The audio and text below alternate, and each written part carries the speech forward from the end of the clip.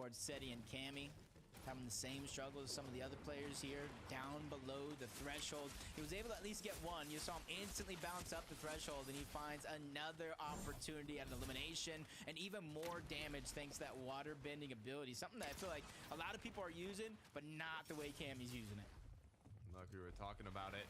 Thomas HD Queasy, is this going to be the big match that we've been waiting for? Meanwhile, though, Noms has been taking shots from the back as they're rotating in. He's done a great job so far with these max pulls. If he can make it in here with still a bit of materials, then I could see a clutch come through. You know, so many players and teams are going to be behind him. He's running out a lot of resources, but you can see him trying to think a couple steps ahead, create some elevation for himself. It's going to be a sacrifice of those materials, but something that he feels is going to be a necessity as Thomas Queasy still trying to move through almost unscathed towards the side, and they've been rewarded for it. They get the front side of the zone, which allows me to have a little bit of an easier rotation, but looking at their loadout and the lack of shields, it's not going to be the easiest rotation and almost forced to find some sort of a refresh to get the materials and the heals that you need. Good news is as this zone pulls, those players that are running out of materials, that are running low on shields, will start dropping slowly towards the low ground, and Thomas HD and Queasy will be there waiting for them. As Flixie and Yanis, though, are closer to the high ground, actually fully on height, as they're even connecting shots onto Vexy, and they're going to be looking to hold it. And it's about time. They're the second most dominant height team throughout the qualifiers. They just need to solidify and execute on that blueprint. As Thomas Queasy gets separated, both of them just a sliver of HP, but Queasy's the one that's going to get knocked. Thomas, he has a moment here, a couple seconds to try to reassess the situation, pop the med kit, get him as healthy as possible, because he knows without builds it's not going to be easy, as Vanyak finds another 4 points with that elimination. But now he gets targeted out into the distance. Wings of Icarus quickly moving, grooving, finding his way to success here in the game, but just a little bit too high. But that's not going to be too much of a worry until Chicho spots him out and sends it right back out of the lobby. Thomas continuing as a solo now, has to be careful as he's dropped his toes into the water. Zone pulls back once again, just one build to work with. He's gonna have to get right back up this ridge he just dropped down. Even though he's by himself, this is the big game we were looking at from Thomas and Queasy, especially with both Swizzy and Vanyak down and out of the game. Majority of those placement points are right here, right now, into this top 10 position, which Thomas can try and scrounge up for him and Queasy as they end the day, and he's doing a great job of going through almost unnoticed. The patience, the discipline to not fire that shot and give away his position as well. Continuing to make it on in. 16 seconds left till zone fully closes. Clock's ticking. Be careful though. Does he know a full duo on his left? He's going to be forced to break the cone here. And so far, he's still up and going. That's Kerwan, his duo down below. Thomas finding out another answer. Gets a good flank on to trip him. Great shots can be landed, but not enough. He cannot continue to get aggressive and solidify this fight just yet. There are too many teams right below him, including his duo for Doxy. Literally one edit away from being dropped, but Kirwa is going to be the one to clean him up. Chicho, Trulex, strong duo, still looking healthy. Yeah, trying to make up for lost time. Didn't matter if another team went in, tried to contest them. 5 eliminations so far for Chicho. Ready to add even more to that total. Battle for the high ground. Cammy, Seti, they're ready to challenge Yanis and Flixie, but everything comes crumbling down. Cammy gets lost. Seti gets taken down. Yanis and Flixie have now solidified the high ground for themselves. Continuing to hold it strong as Murstache is going to be the next one to go down. Moppy now left alone with Kiro in the dirt. They have the low ground secured, but they're out of materials. Gonna be a big moment for them if they can really rise to the top. Tripren's still alive as well. Fastroki dropping down simultaneously. He's gonna take down Tripren before going down himself to Kiro. But luckily Fastroki still has his duo left alive, trying to get the points. Chicho, Trulex challenge high ground for a second, but bite off more than they can chew. They get sent down low to the low ground and separated as Chicho falls. Trulex left alone, has a banana, has a medkit. Gonna play the heal off here. Clock's ticking, but he's securing placements. And this is something he's no stranger of. He was able to pick up those 38 points as a solo in the semifinals to give him a qualifying opportunity just to make it this far, and he's staggering himself back. Hopefully some of these duos go down, giving him free placement points or a position on the flank to try to disrupt, take somebody out, and snatch together an opportunity to steal the game. Once again, Cloveray getting put to good use here, continuing his rotations, but the remainders are just duos, incredibly healthy. Trulex is going to need to make something happen on low. Moppy now has lost his duo partner. Flixie gets the knock. Trulex with the counter attack though. Yanis now left alone, but he takes out Trulex. It's almost looking like a solo FNCS to end the game. A lot of the players' duos are down and out. Yan is starting to heal off. He's trying to go deep into the zone. Mappy knows he's trying to stop it, but he gets taken out. Cancels the medkit, though. He did his job. But it's Yanis with a second medkit in his inventory with ease. Steals the game on back and rises to the top with a big win for him and Flixie. Basically every single moving zone, they held strong. They had it contested by Cammy and Seti, but it was no problem for them, closing it out with a great way to finish day one. Yeah, you don't go through the qualifiers and be known as the second most dominant team on high ground, and you now have gotten that big win out of the way, and they've done it yet again. These opportunities, taking down Kiro, and even going to the backside of the zone. Yanis playing that one perfect, knowing it's all or nothing. It's this or lose. Even though the first med kit gets canceled out, he has one more left in his back pocket for a big VR. I got scared there for a second when Moppy canceled the med kit, but it was no issue. Another one in the inventory was more than enough to close it out. And now with that victory, Royale secured on day one of the UFNCS Grand Finals, they are going to be going into day two feeling quite happy. But there's a bunch of players who have won some games throughout the day and teams that went down early on that leaderboard. Let's throw it on the analyst desk to break down all the action for day one. Thank you, boys. Can't wait to have you back here tomorrow for the final 6 games of the Grand Finals. And you know what? I'd almost forgotten that Janice and Flixie were in this lobby because they were in 45th place as we head into game number 6. I don't really think there's an established duo who needed a victory royale more, Levin. Yeah, I mean, it's been mostly a day to forget. They definitely won't forget the last game, though, because they managed to get the job done. I think we've seen a couple of games now where they've been really sort of just struggling with Surge out of Reckless, right? We saw them in a couple of fights, you know, over bunkers and whatnot against Pink and Deco at times throughout the games. Regardless of the pains from today, it's a nice way to end out the day in terms of being able to boost morale going into tomorrow, Mini. Yeah, these are two fantastic players. I mean, they hadn't broken at all into that top 20 just looking now. Their best game before that was 23rd. So they really just struggled, as you mentioned, with that surge, getting into this late game. And of course, it's the first time we're getting to see them in the late game today. And it just shows exactly what they can do. They can win on high. Of course, the teams around them there at the end were teams that were a little bit lower down the leaderboard. So they didn't quite have that same prowess maybe that some of the top teams might have on height. But it's nice to see them winning on height. It's nice to see them ending the day in style. Hopefully they can continue that momentum in tomorrow. Yeah, it shows that experience that these two players have, right? If they can get to that end game, they can definitely secure a victory royale. Seti and Cammy, however, might not be securing loads of victory royales at the moment, but they are securing end game, even if Cammy's having to do it as a solo mini minor. Yeah, Cammy's been really, really impressing me today. I think this is one of the best performances I've personally seen from an individual in this duo because it just seems like he's doing so much damage throughout the entire games. We saw them there below on Surge twice, no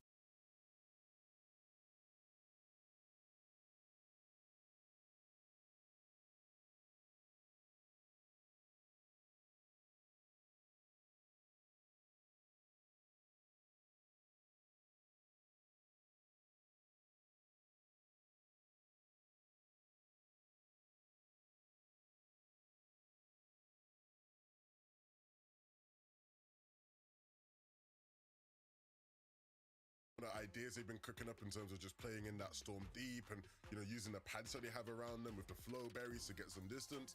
All in all, very solid stuff. In the end games, I think they can clean them up a bit, right? There's things to work on there. Obviously, we saw in that last game, the sort of height take didn't go quite as planned.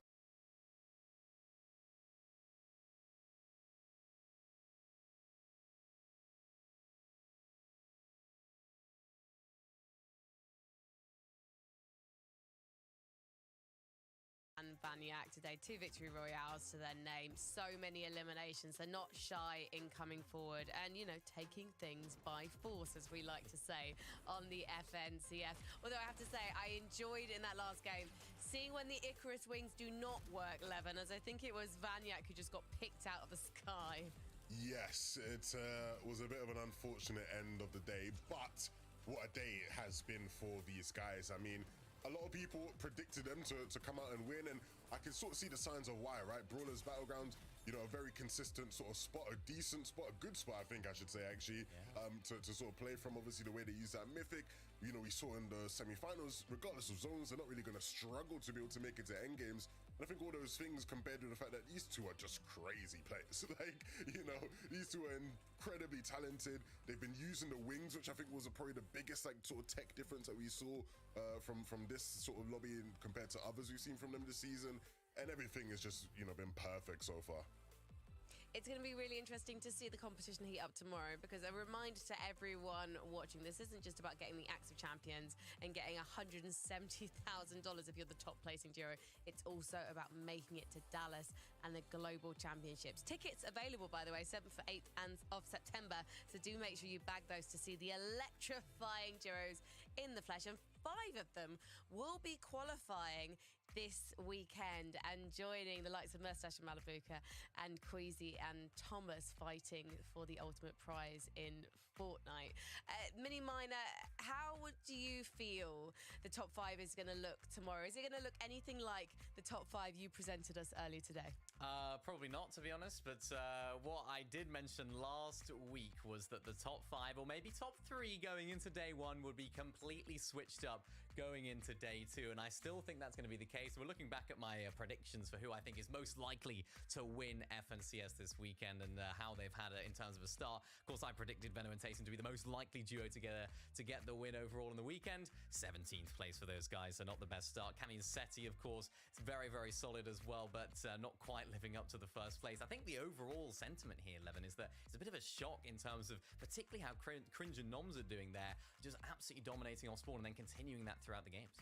Yeah, I think they've really been able to just, you know, farm that early surge, right? When we spoke to Venno last week, he talked about the importance of surge. When I've spoken to pros all throughout in terms of what they're most worried about for Grands, it's early surge, a lot of them are saying to me. And the benefit of Cringe and Noms is that, unfortunately, Cringe and Jake Buka just haven't been, you know, hitting the mark at Lavish Let off spawn. They've been able to deal with those guys with relative ease every single time. That early damage just gives them a bit more license and freedom to play these games how they want to be playing them. Let's look at Levin's top 5, because I need you to confess something to the audience, Levin, if you wouldn't mind. Because actually, it was very nearly not Cammy and Seti at the top of your top 5, wasn't it? As soon as you heard that Venno was feeling like he'd recovered from the illness he was tweeting about yesterday, you maybe wanted to do a little switcheroo? Unfortunately, as we've established many times, Frankie doesn't listen to me, because I did say this at the start of the day. I literally did say this, but all right, you know. Yeah. I'm just reminding the people who skipped the pre-show and just went straight into the action. It's fine. I was paid to move the conversation on, not actually listen to the conversation quite clearly. That's fine. That is fine. I will say the big thing, though, is, again, you know, when you look at how last major went, the placements on day 1 relative to what they were day 2, very different. 1.5x points, it makes a big difference, right? It's, in a weird way, it's almost like we're not even actually halfway through the competition, even though we are in terms of games, right? Because just the amount of points available, you know, still in this competition are so much more on day 2. You know, we saw the likes of Marius and Sangud last season go from 38th to finishing in 4th. I think Kiro and Kiduo were 23rd, finished in 3rd, right? Like, you can make big jumps. We can see people who are high up right now. I think Tayson and Venno was 2nd on day 1 in Major 1, finished in 15th. Like, things are going to look very different by the end of the 12 games, I'm sure. So no panic buttons for Tayson and Venno then? They still have a shot of potentially taking this? I think there's a lot of people who probably still have a shot, but if Vanyak and Swizzy come out swinging like they have been in day 2, like, then maybe there wouldn't be a shot of winning. But getting a spot for globals, there's still so many teams and players that have a big chance of doing that.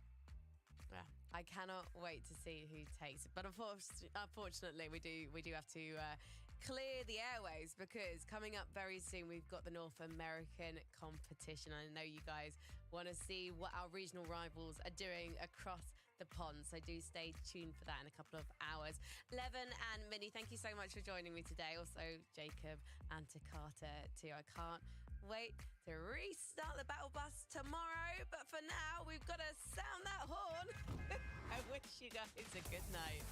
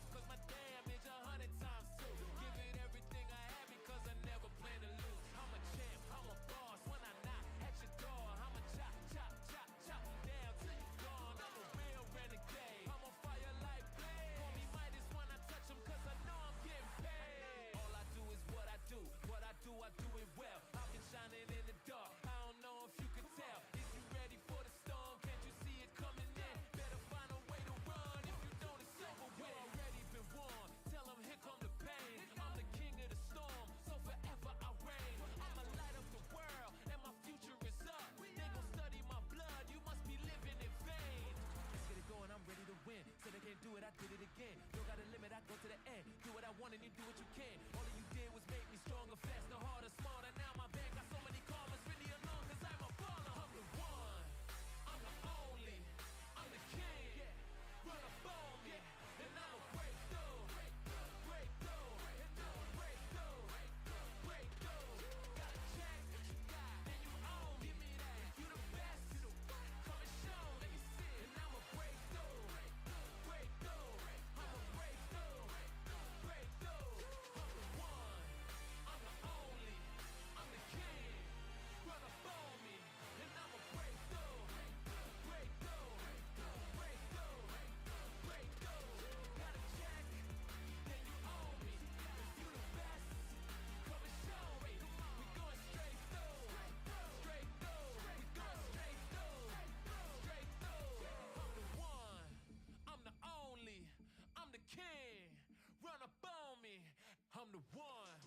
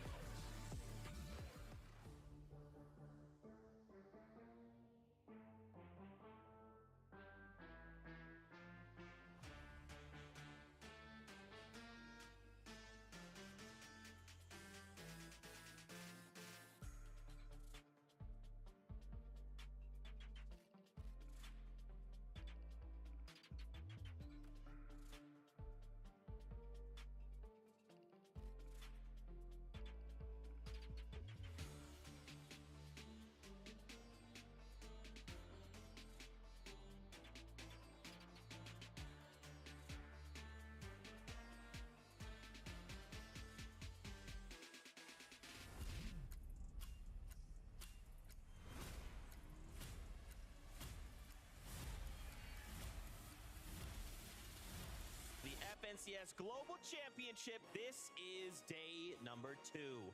Now is the moment you have all been waiting for. Because we're already heading into game number 1. Well, he only has 23 HP, doesn't have time to sit back. Nice shot's gonna be fired. That is a huge siphon and refresh. Cooper going absolutely nuclear with the back-to-backs here. Cooper won't let it go. But it's Bryce and Chubbs just stole away the game. Game number 2 is about to start now. Keto's using that early high ground to his advantage, but it only lasts for so long. Cheatin' and Pixie take the game. We are ready to just get right back into all of the action. This is game number 3. Jamon's getting trapped. Moneymaker comes out on top. Duke and Edgy, they know that they needed this one. Now it's Duke left in a solo clutch situation. What? Massive shot, though, onto second. Duke with the back-to-back, and it's a victory royale out of nowhere. It sounds like game number 4 is ready. Pink coming back here. They drop Miro, take down Cooper shortly after. Look at that. Clicks is going to fall. Pink and Vico have rocketed their way up. That's gone, and Pingu at the bottom. Fall damage is real on the Vico, but Pink and Vico take the game. Double-digit eliminations. Let's go, boys. The very last chance for any one of these teams. To make it into the top 25. Here we go. Every one of these teams are below them are getting eliminated. TK and Quanti. Oh my One of gosh. them's going to go down. The crash landing Oh comes my through. gosh. But Peter Bot just dunks him out of the lobby. Noxy falls. 1v1 situation. Fadil versus Groves. Groves goes down. Fadil takes him out. The only thing left is to start focusing on grand finals of the global championships.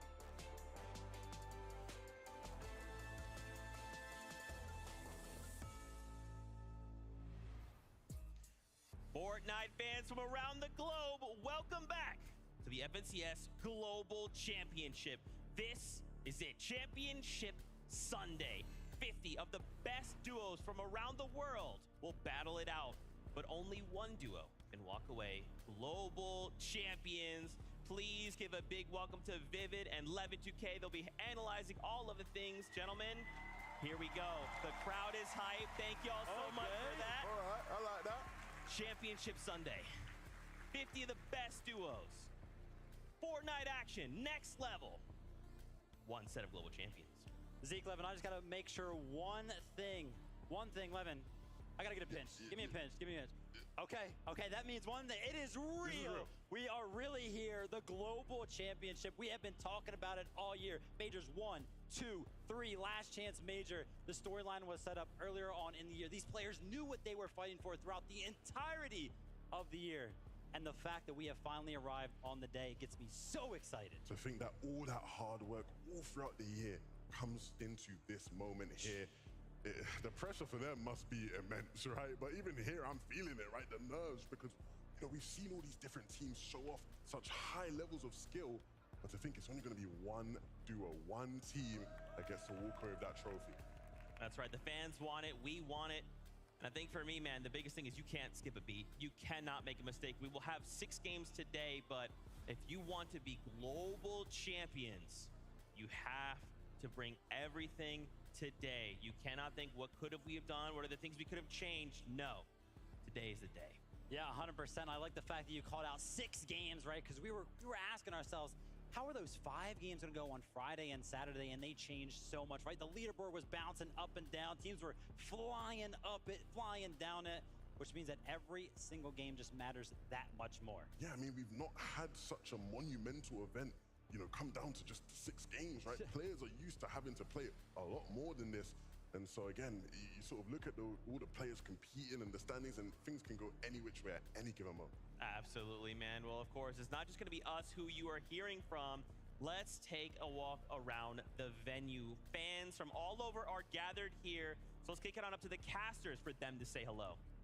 Thank you so much, Zeke. This place is out of this world. The fans are amazing, and we're ready to see this action after day 1 and day 2. It's hard to believe that this is going to top it all. That's right. What a competition it was day 1 and day 2. And now we get to get here the 50 best who have really crawled their way, battled their way through the brackets for the first ever of its kind in person. comparison here. Imagine you make it this far, and then you have to make it to Sunday, but this will be Championship Sunday. Yeah, all these players, they've battled it out. Some even playing 2 days just to get to this point. You got to imagine the nerves are high, but for some, those are non-existent. They're ready to take the stage. They're ready to put on a show and claim that Axe of Champions and that beautiful trophy, of course. And you really have to be, because $4 million is on the line, of course. And if you are the team to take first place, everything can change right before your eyes. And what better way to do it than in this awesome venue? So let's go ahead and tune in with the stage with Frankie.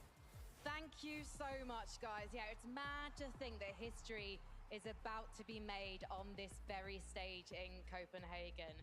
The winners will share $1 million. But none of those duos backstage are thinking about the prize money. They're just thinking about proving that they and their region are the best in the world at Fortnite. And they get to do it in front of one of the best audiences I have had the pleasure of spending time with. We've got so many incredible fans and families out here. So many mums and dads who really know their way around a Fortnite build as well. Definitely better than me. Maybe I need to duo with some of them in the future. And really just a feeling of wanting to support everyone that's going to appear on stage.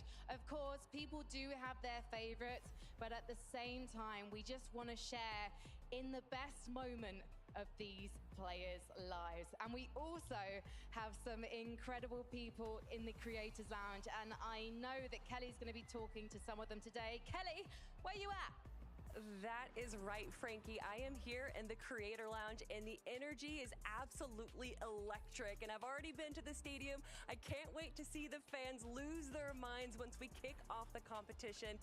But it's almost a bittersweet moment. This journey started all the way a year ago in Major 1, and for the fact that it's all coming down to this, for 50 of the best duos competing for the lion's share of $4 million, I almost can't believe it. But I'm so excited to get things started, and I'm so excited to head on over to 3 of my favorite people. Let's see what Zeke has to say. Kelly, you know we're excited as well. I mean, vibes are high. The arena is packed. They are all feeling good. We are feeling good as well. As Kelly mentioned, though, $4 million prize pool here at Global Championship. The duo that walks away in that #1 spot, $1 million. And you know, friends, the thing that Kelly actually mentioned yesterday, think about the difference. A single point could be the difference maker in $350,000. A single point, a single game, right? I already mentioned it, how volatile the matches have been throughout the upper bracket and the lower bracket. So I'll be expecting teams to be gaining thousands of dollars based on one of these matches. But of course, Levin, they're fighting for something else. Yeah, it's not just the money, it's the trophy as well. You'd be surprised. You talk to a lot of those players backstage, Zeke, and a lot of them will tell you, yeah, the money's all right, but I want the trophy, right? That's what they really want, right? You know, to be able to have that is something truly, truly special. And of course, the money's great as well. We could all use $1 million, I'm sure. Of course, but there is that title, Global Champions, right? Undeniably, hey, we are some of the best duos in the world. We've got the accolades to back up that claim. Now, let's set this in perspective. Let's take a look at our lobby list. Let's see who will be watching compete today. This is probably the craziest lobby I think I've ever seen in Fortnite history. Invitational came pretty close. This, though, Levin, this takes us to a whole other level. I mean, when you say the best of the best, it really doesn't get better than this. You look at, you know, some of the best players in obviously the big regions, some of the biggest names in the world of competitive Fortnite. You really start to hear some cheers from Mr. Savage and Vanilla there. You know, people happy to see them here.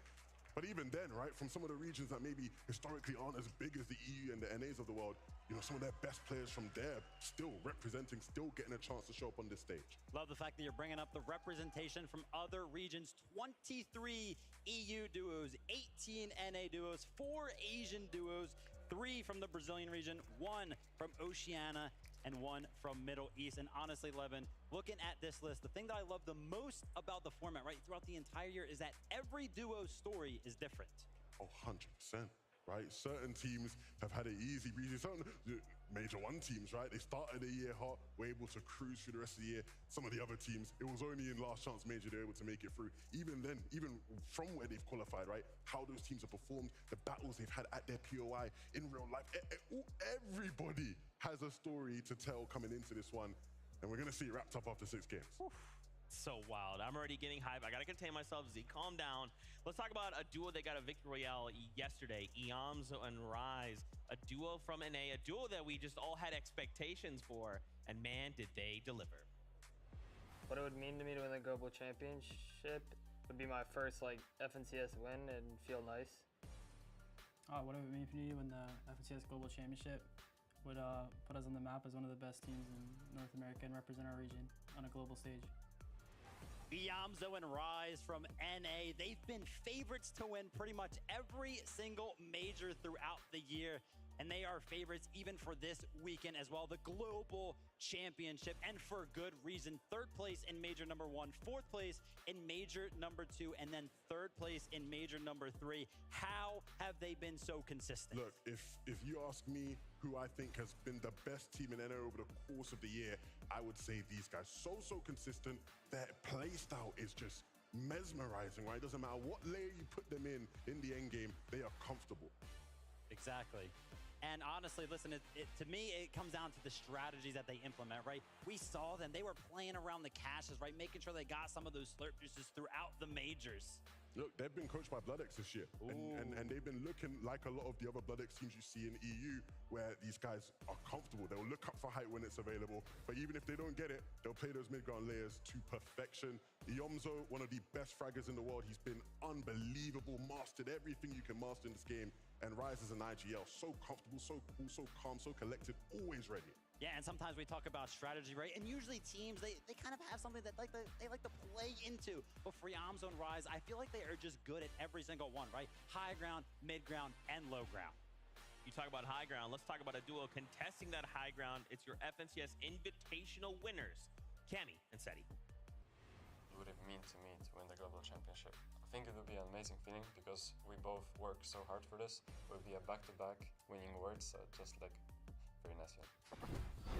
What would it mean for me winning the global championship? It would mean really a lot because the prize pool is like 4 times higher than it was the last time, and we would win back-to-back, so it would be really nice to win it again.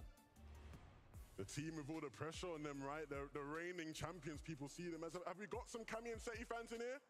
Anyone in there supporting Cammy and Seti? There it is. They're here. Me as well. You know, I should start cheering because, yeah, you mentioned it, right? Going for the back-to-back at international events. I guess the biggest question for everybody, Levin, can they do it? I think the answer is a resounding yes, as long as they are uncontested, right? I think coming into this competition, people who thought they'd be uncontested consider them probably the favorites, right? Their form coming into this has been unbelievable, but there is always going to be that question mark. We saw what happened in game 1 of the upper bracket qualifiers. When they were contested, they got beat off spawn. It didn't quite work out. They did bounce back eventually and qualify, right? But there's always going to be that question mark of if somebody can rattle them off spawn, will that affect how they play? Yeah, we'll have to keep a close eye on them in the early game, but I'm going to be paying attention to the late game. I saw in some of those upper bracket games, they were actually trying to counter-strat Queasy and Veno off the high ground. They've been doing that a lot. If you've been paying attention to EU Fortnite, it's been different. I think everybody is so Seti and Cammy with being this low ground team that's going to play mid-ground layers, slow down the game. But they've been looking at height. They've been playing for height, and they've been pretty effective. There were a couple games where they were flanking Queasy and Veno on height. Those guys had no clue who was in the storm, but it was Seti and Cammy. These guys are ready. They've improved their game since last year, and I think they're going to be a threat when given the chance. That's right. A year to prepare. What did they learn? What does it mean to them to walk away as global championship winners? Take a look. What would it mean to me to win the FNCS Global Championship? It would mean everything. To win the Global Championship, it would mean the end of the story that we started last year. And yeah, I truly hope it's going to happen. The reason the Global Championship win will mean so much for Queasy and Veno was, of course, that second place at Invitational. And it came on the back foot of one of the bravest things we have ever seen in Fortnite. Yeah, it takes courage to do this. It goes to show that these guys are truly winners at heart, even though it didn't pay off for them, because you only make this play if you are solely dedicated to winning, and that's what these two are. you look at their journey throughout the year, Vivid, I don't think there's been a duo that has reached a peak as high as Queasy and Veno. Their performance during Major 2 was spectacular. Never seen before in the highest levels of Fortnite. And I know for a fact they're going to be jumping in the time machine to go back to that kind of level and bring that to the competition today. It absolutely blows my mind that I cannot count on one hand how many victory royales Queasy and Veno got in a major FNCS grand final format. They got 6 out of the 12 games. How? I'm still trying to wonder myself. I'm still trying to figure it out. You know, their game plan was on point. It was like just nobody had an answer to what they were doing. And of course, if you do watch competitive Fortnite, you know these guys are a high ground team. They like to soar in the skies, and it's very hard to stop them when they're up there. I think the key to what's made them even more dominant force this year is the fact that they are more comfortable still when they don't get the chance to play height, right? Because everyone tries to anti-strat against them on height because you expect them up there, but now they're even more comfortable if they don't get height. Actually, yes, I love the fact that the points that you are making right there. And I want to give a shout out to Veno because I have never had more respect for a player than when I was VOD reviewing him back in Major #1. I was like, wow, this guy does everything perfectly. It looks like every single thing that he does has a reason behind it. I mean, it does. He's just built different. That's Veno. That's Veno for you. It's the reason why he's confident. A lot of people don't like his confidence sometimes. They think he's a bit too arrogant, but he backs it up in the server every single time. That's right. Well, I know you all at home and, of course, here in the arena would love to hear from them. So guess what? Frankie is standing by with the duo right now. Well, I, for one, love Veno's confidence, especially as it means I get to talk to him right now. Let's just talk about Raleigh last year. Second place, not normally spoke about, but it's been talked about constantly ever since. Are you keen to close this chapter out today, Veno? I mean, what's keen for us is to show that there's no rivalry and, show the world what we're made of again. What do you think, though, when you see Cammy and Seti on the high ground now? They were even going for it in the upper bracket on day 1. I mean, they've been practicing on the high ground this season, I think, and if we're up there, they're going to be on low and they're going to place bad, so that's the plan. And what about you? Do you still feel like a high ground king? Or are you now the flexible kings? I'm the high ground king, 100%. And what happens if someone comes to your high ground today and tries to anti-strat you? We're taking it off them. I can't wait to see players try. I'm not going to try and put any duos off going for you today. Now, talk to me about your victory royale on day 1. You set out your stall early, but you came second overall. Are you hiding things from us? I mean, we've definitely hidden some strats, so you guys are going to see in an hour or so, but, we're gonna show the world, like I said. I mean, we've definitely hidden some things, and you're going to be surprised how far ahead we are. Do you think that Major 3 and not making the grand finals was a bit of a wake-up call for the two of you? Do you think it's pushed you harder than ever before? Maybe. That major was definitely a rough time, but I think we learned from it, and hopefully we can show it now.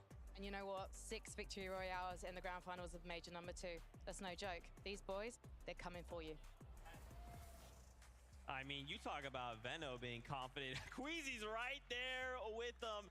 Now, of course, they discussed this rivalry between Cammy and Seti, but what would kind of close that chapter for them? I think they don't believe there's a chapter there at all, right? When I've spoken to Veno and Queasy throughout the year, genuinely, they don't believe there's a rivalry. They think that they are a level above Cammy and Seti, and I think this truly is their chance to prove it.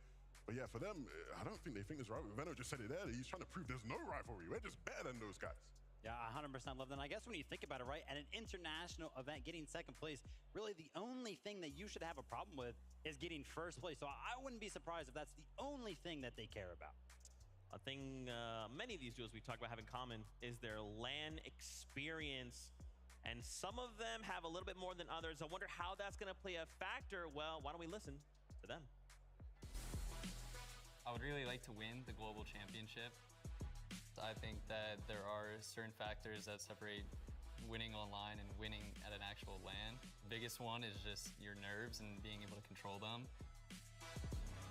It's obviously different than winning something online because there's crowd, there's people cheering for you. Just be comfortable at your seat, if it's not comfortable, find a way to make yourself comfortable. You gotta be able to reset and compose yourself.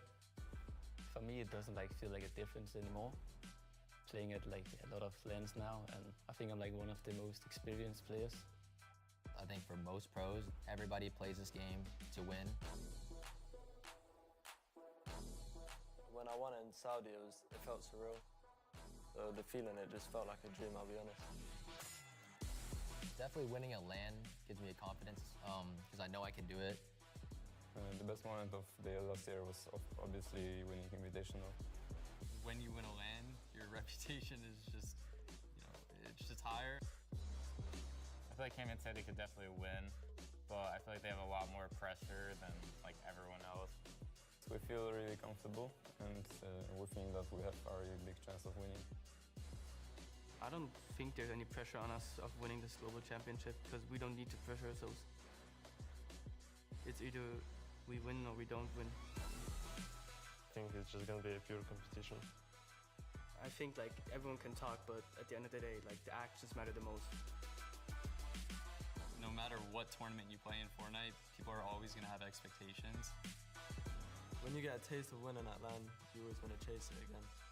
I want to make sure I just go out there, be confident. I think everybody would want to win this event. It would mean a lot to me to win this. The last missing piece I need for my Fortnite career.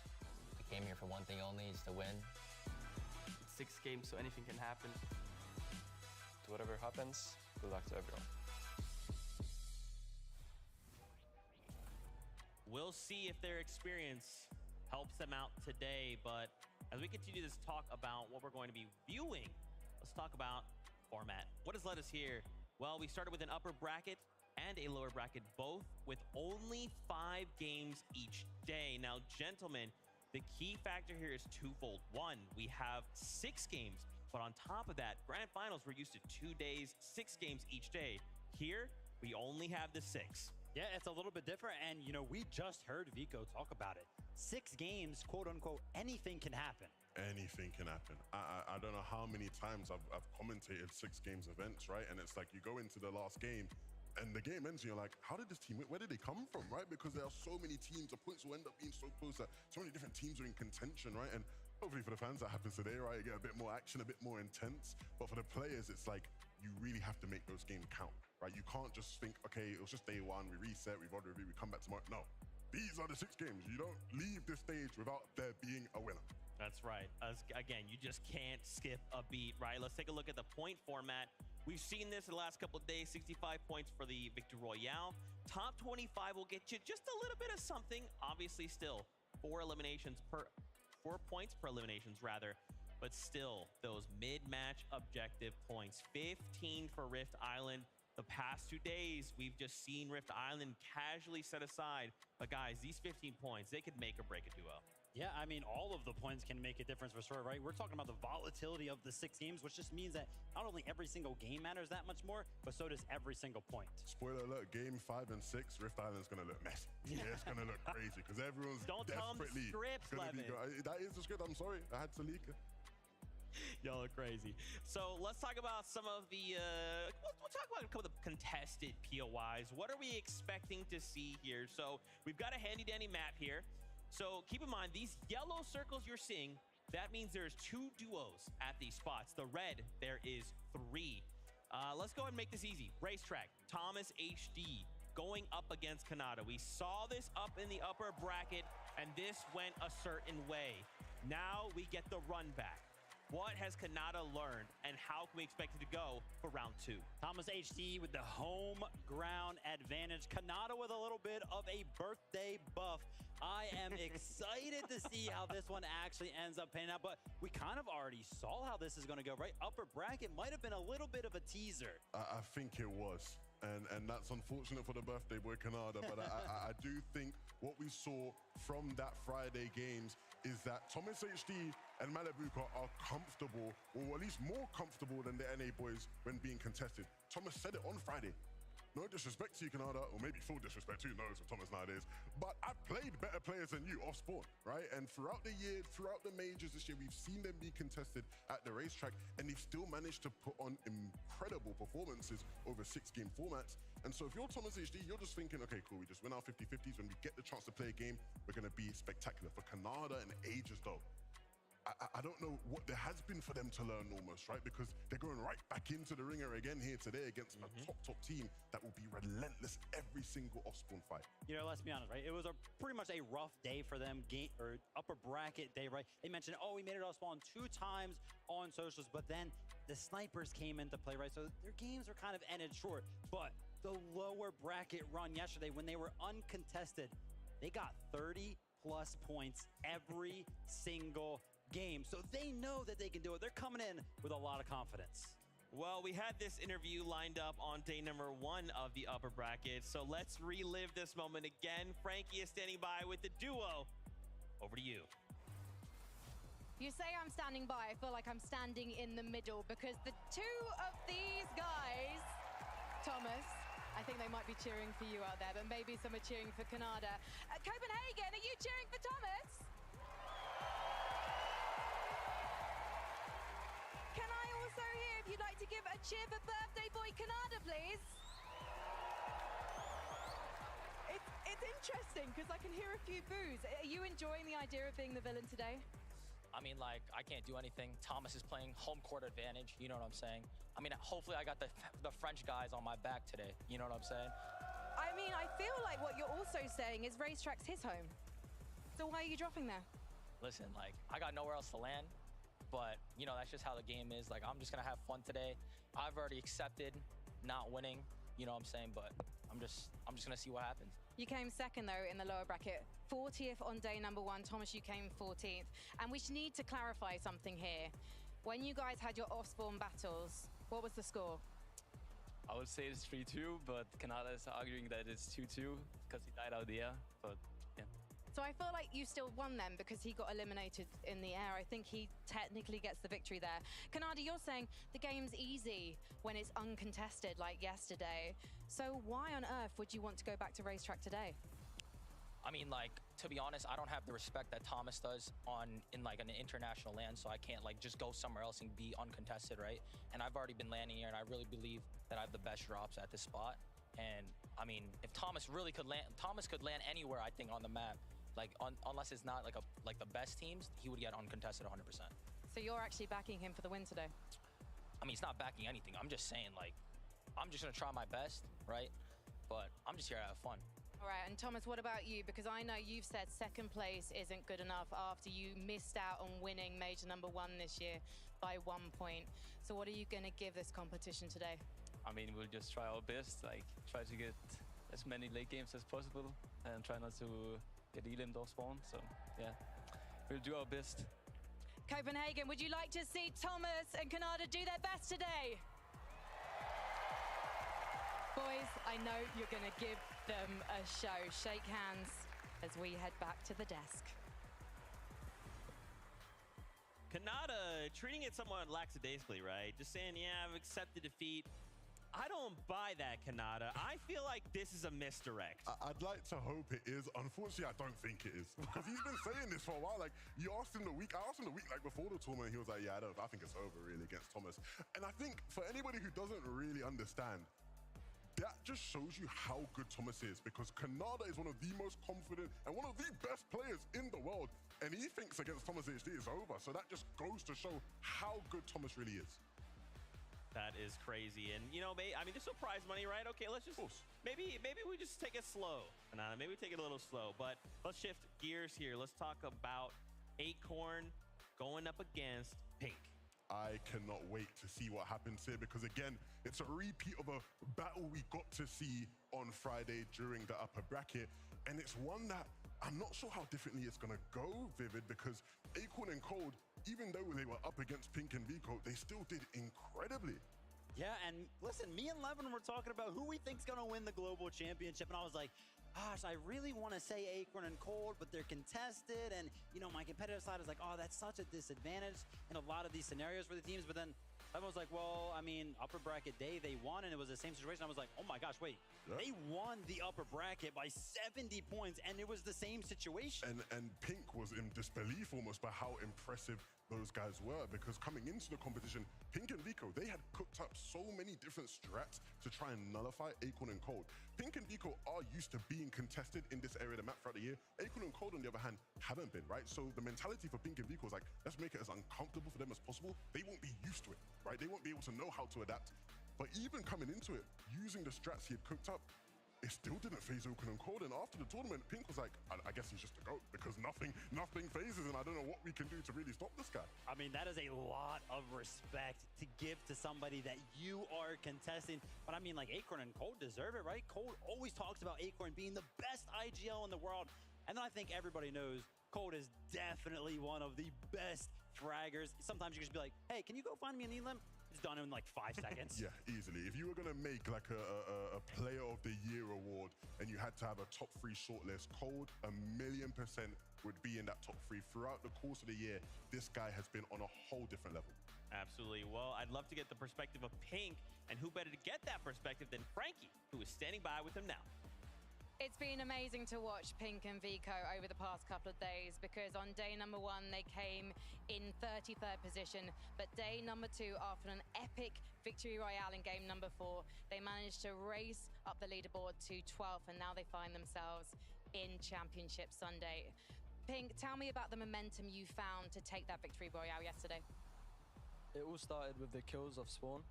So we had kills of Spawn and we were feeling confident. We knew we needed a change in, I guess, confidence. So we just kept getting kills, and then it just, once we have confidence, it's kind of like over.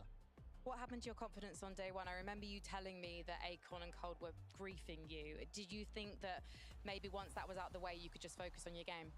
I mean, day 1 and day 2, it didn't really change. Day 2, we had a team landing north of us and a team landing south.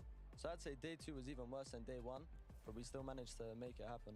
All year you've had the same drop spot. You call it Pink Split. In fact, the community in Europe calls it Pink Split. Why do you think that teams are contesting you on it at the moment? I mean, it's just, they land there on NA, we land there on EU. It's just a LAN. Sometimes you're con, sometimes you get lucky and you get uncon. It's nothing personal, things happen. Do you feel prepared for off-spawn battles today? Yeah. And do you feel ready for the victory? Because there may be some people out there who are underestimating you, given the results so far, but it looks like you're on an upwards trajectory.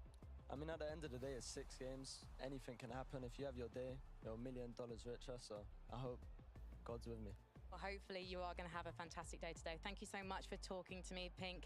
Now, we need to head over to the Creator Lounge, because I know Kelly Link is there with a very special friend of the FNCS. That is right, Frankie. But this personality right here was too big for the Creator Lounge. We had to do it up on stage. Life with Panda. Thank you so much for joining me here. Hey, listen, it is great to be here in Copenhagen. Give it up, people! It's already been an incredible 2 days of competition. What has been your favorite moment so far? Ooh, listen, beside hanging out with you, Kelly, I have to say the Duke 1v2 clutch, beautifully done. Or maybe the Savage Vidal finish yesterday. I don't know. So many great moments going on. I can't wait to see what's about to happen today. Well, speaking about what's going to happen today, we're going to be crowning a champion, and I'm going to ask you the difficult question. Who do you think is going to walk away in first place? This is not difficult at all, guys. It's Queasy and Vino. They're going to take it, redeeming themselves from the Invitational, baby. It's going to happen. All right, Panda, any last words that you have to say before we send it back to the desk? Well, one massive shout out to my wife. It is our 3-year wedding anniversary, and we are here in Copenhagen. So shout out to her for letting me be here. Panda, thank you so much. Thank you all to the audience as well. Let's head on back to the desk. Happy anniversary, Pandas. Thank you all so much for hanging out with us on your anniversary, of course. But, you know, he makes some bold claims. I love Panda. We all love Panda. Queasy and Veno. That is a bold claim. Is it? Is it really bold? I think a lot of people probably expect Queasy and Veno to come out strong, right? You know, when they've been as good as they've been all year long. I think they're shooing to be a favorite today, no? Is it finally the point where we put in our official predictions? Oh gosh, listen, I have to go Acorn and Cold. I really cannot doubt them after that day 1 upper bracket performance. I think they got it. Okay, well, you hear what their thoughts are. Why don't we introduce your casters, get their thoughts on up to them. Well, listen, first off, thank you, Zeke. And yeah, absolutely. I'm standing with my NA boys as well. I'm a big Acorn cold supporter and fan, I do think I'm leaning their way as well. Jacob, you have any hot picks? I mean, I was on the Acorn and Cold train, but there's so many people are shouting them out. I'm going to go ahead and go with Iyamzo and Rise. They've been so consistent throughout the entire year. I call them one of the most dangerous duos in Fortnite right now, and I think they're going to show that today. Well, listen, enough of our picks. Let's go meet these players down on the stage.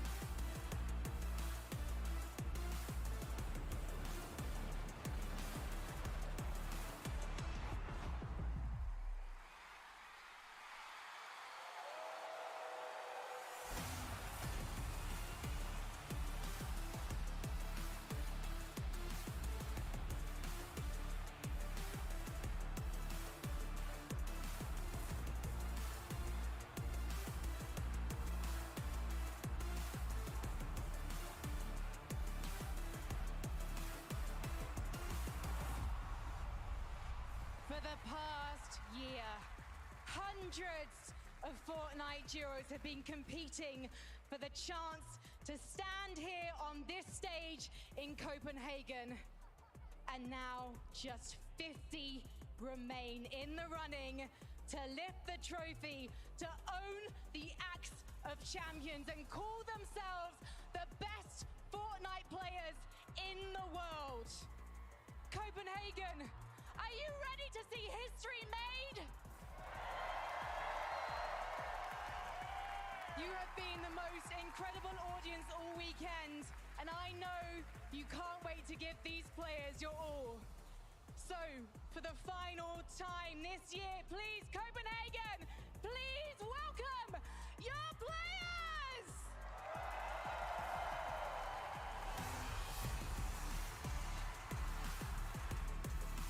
The mates, Stagey and Podesai are here. With help from their supporters, they are ready to take on the competition. Viva la France! Let's give Grolls and Klowski a warm welcome.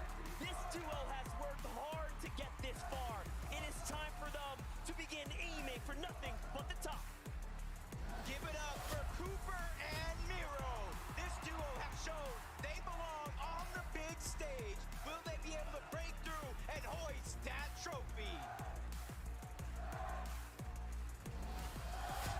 Yumi, Source, they're here. These two mean business with great performances.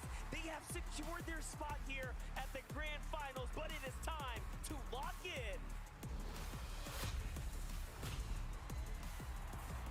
Let's welcome Janice and Reason. The German powerhouse team is here to show what they got. This is time to prove it to the world. Let's hear it for the Brazilian duo, Nazi and Gabsera, with a great performance at the lower bracket. They are ready to represent Brazil. It's go time. Datus and Stain, ladies and gentlemen. These guys got the skill to perform on the big stage. It's time to bring the Brazilian flair to the finals. Let's welcome Bryce and Chubbs. You guys showed us how it's done If you can keep up the good work, the sky is the limit. What a day yesterday. Batman, Booga, and Rapid have arrived. These two have shown that they belong with a great performance yesterday, but it's time to do it again.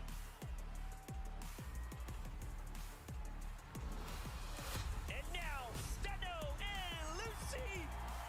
The Danish Dynamite is here. They're at the home turf. Let's hear what you got for them, Copenhagen.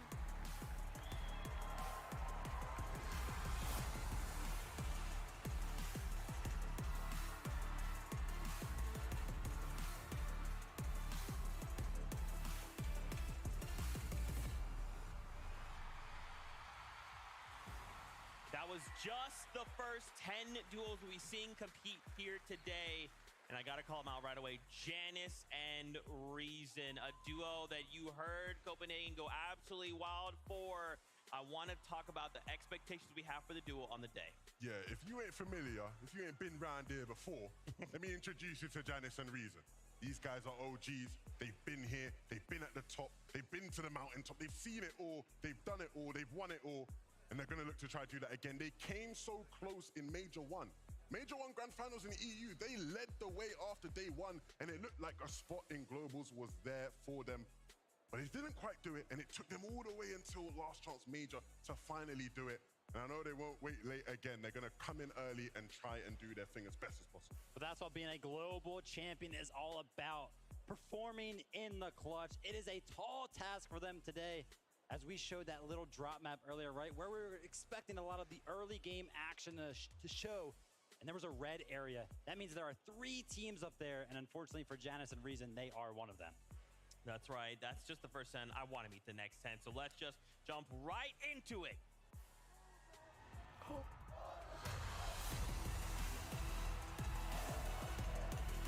Give it up for Merstash and Tayson, one of the best duos to ever do it. Now it's their chance to show to the world they can do it again. And here we have Pixie and Cheaton. This duo has showed us that they have what it takes to perform at the highest levels. And now the trophy, it's so close. Give it up for Baila and Peterbot, two of the most dominant players on NA, with a championship already under their belt. They're looking to perform that here once more. Let's welcome Crisp and Noxie. These guys have showed great consistency for a long time. Let's keep it going, because guess what? It's showtime.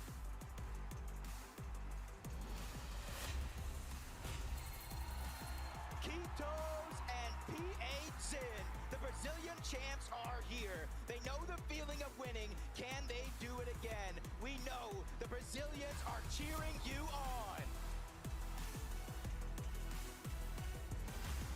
And now, we go in pink.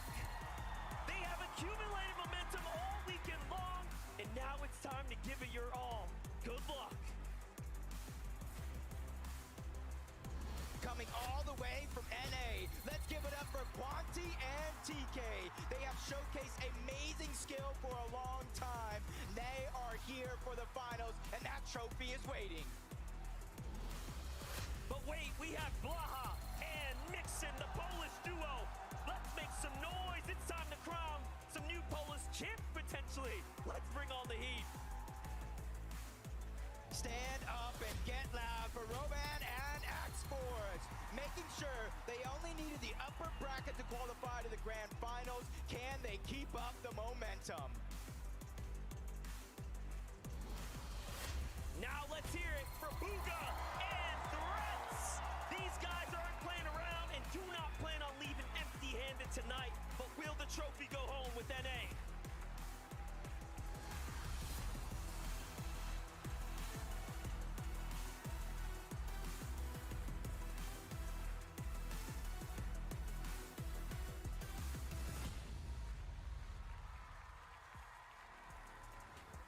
With every 10, it's starting to get more real and real.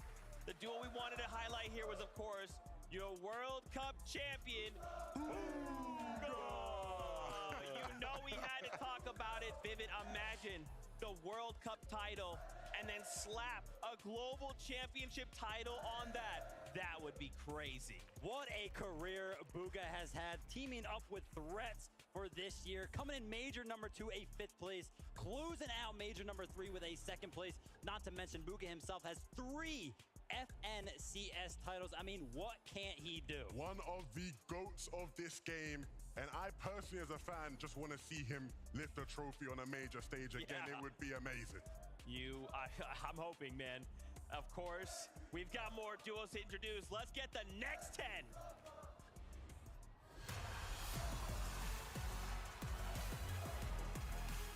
This is Acorn and Cold with a dominating performance in the upper bracket. These guys are here and they're looking to take home that trophy. Now let's make some noise for Peppo, Clip, and Zagu. Representing for Asia, they are ready to fight for the trophy. It's time to bring your A game. Representing the Middle East, Mshari and Rue might be the only team from their region, but that doesn't stop them from winning. These guys will do whatever it takes to succeed.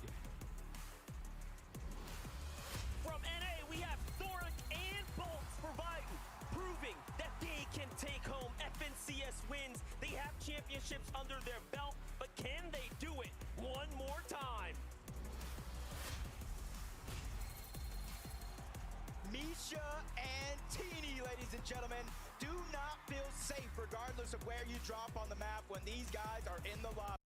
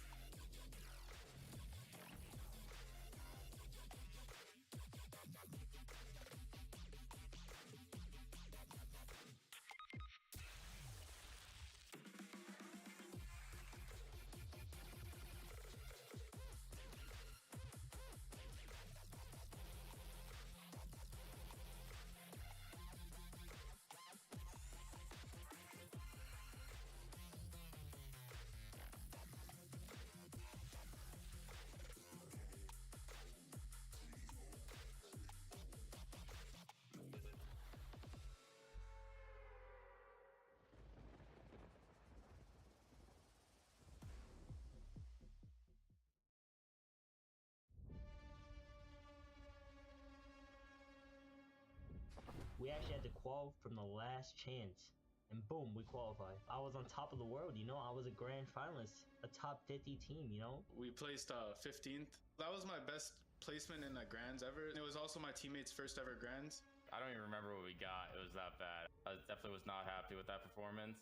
I definitely think I should have done better. There were some late games where, like, you know, we struggled with Surge. We thought we had enough, but we obviously didn't. We were conned off spawn, put up a really good fight against them, eliminated them 9 games out of 12 or 8 games out of 12. We're in first the whole entire tournament. We had to lead the first 6, 7, 8 games. I always aim to win. Everybody knows about the win, you know what I'm saying? Nobody knows about the second place. We took out Acorn and Cold off spawn, as well as the other team landing fencing fields at the time, and got us a lot of good elimination points. Gave us good early storm surge, so we felt confident. Going into grand finals, we were triple contested. All 3 teams, Snooty, got bottom 10. One of my worst performances out of my 14 grand finals. I would say the best moment from Major 1 would be taking advantage of teams who are fighting above us, third-partying their fights. The biggest thing I learned is prep work is massive in these grand finals lobbies. You definitely always have to grind, especially as a duo. Because you could be the best individual player, but your duo are not on the same page, so like it's kind of useless. The biggest thing is just making sure I'm constantly changing up my playstyle so I don't get too predictable. It's kind of like a game of chess where you're trying to counter what the teams around you are doing. I'm gonna be honest with you, I'm not happy. You know, I know we could do better, 100%. You know, that's why I've been grinding non-stop this season. To make sure we do better this FNCS Grand, just play scrims every day, make sure we perfect what we need to perfect. What I'm gonna do this season to try and do better is get an uncontested spot. But obviously I'm not gonna contest like Grim Gate against Peterbot. I mean, look what he did to Acorn. Peterbot sliding across, deletes Acorn! During the start of the season, we weren't like the best on doing Surge. Playing aggressive for Surge is definitely a key factor in your gameplay. Get in there, get your Surge, get out. That's what I learned 100%. Well, nothing's impossible, you know, you just gotta put your mind to it, you know? You really only need like 4 good end games to pretty much top 15. The competition is just getting better and better, and this younger generation of players is just crazy. Fortnite is not going anywhere.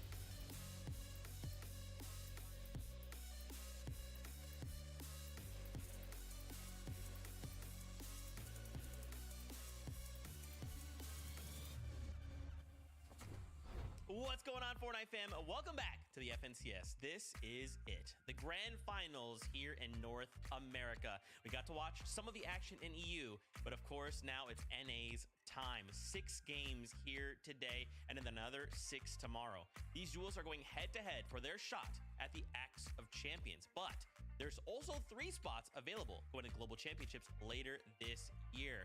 So a lot to play for. Now, of course, as we bring in our analysts, it's Kelly, it's Vivid. My friends, here we are. The competition has led us to this very moment in time. I got to get a temp check. How you guys feeling? Oh, temperature is rising, Zeke. I mean, 12 games separates us and an Axe of Champion holder, a new FNCS champion, or perhaps Kelly a repeat. Regardless, I am excited for the next 12 games. That is right. And it's not just the Axe of Champions. It's not just the money, but also those 3 spots into the global championships. Of course, that is what these teams are really fighting for, but also the bragging rights. I am so ready, Zeke. I mean, NA has already been popping off this major, and I can expect more in the grand finals.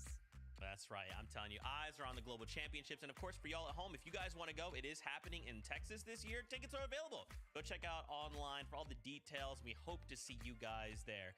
Now, as we focus in on the competition, I think obviously we have to ask the question, what makes a champion, right? What does it take to walk away with the Axe of Champions in hand? Why don't we take a look at one of the first metrics? It's got to be being contested versus uncontested, right? It's that simple.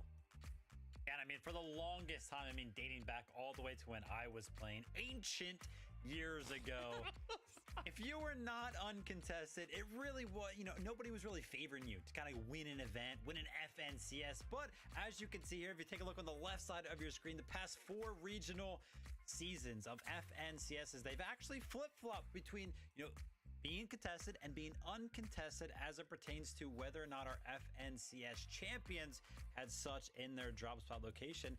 And yeah, we're kind of in this era of where, Kelly, maybe it doesn't really matter.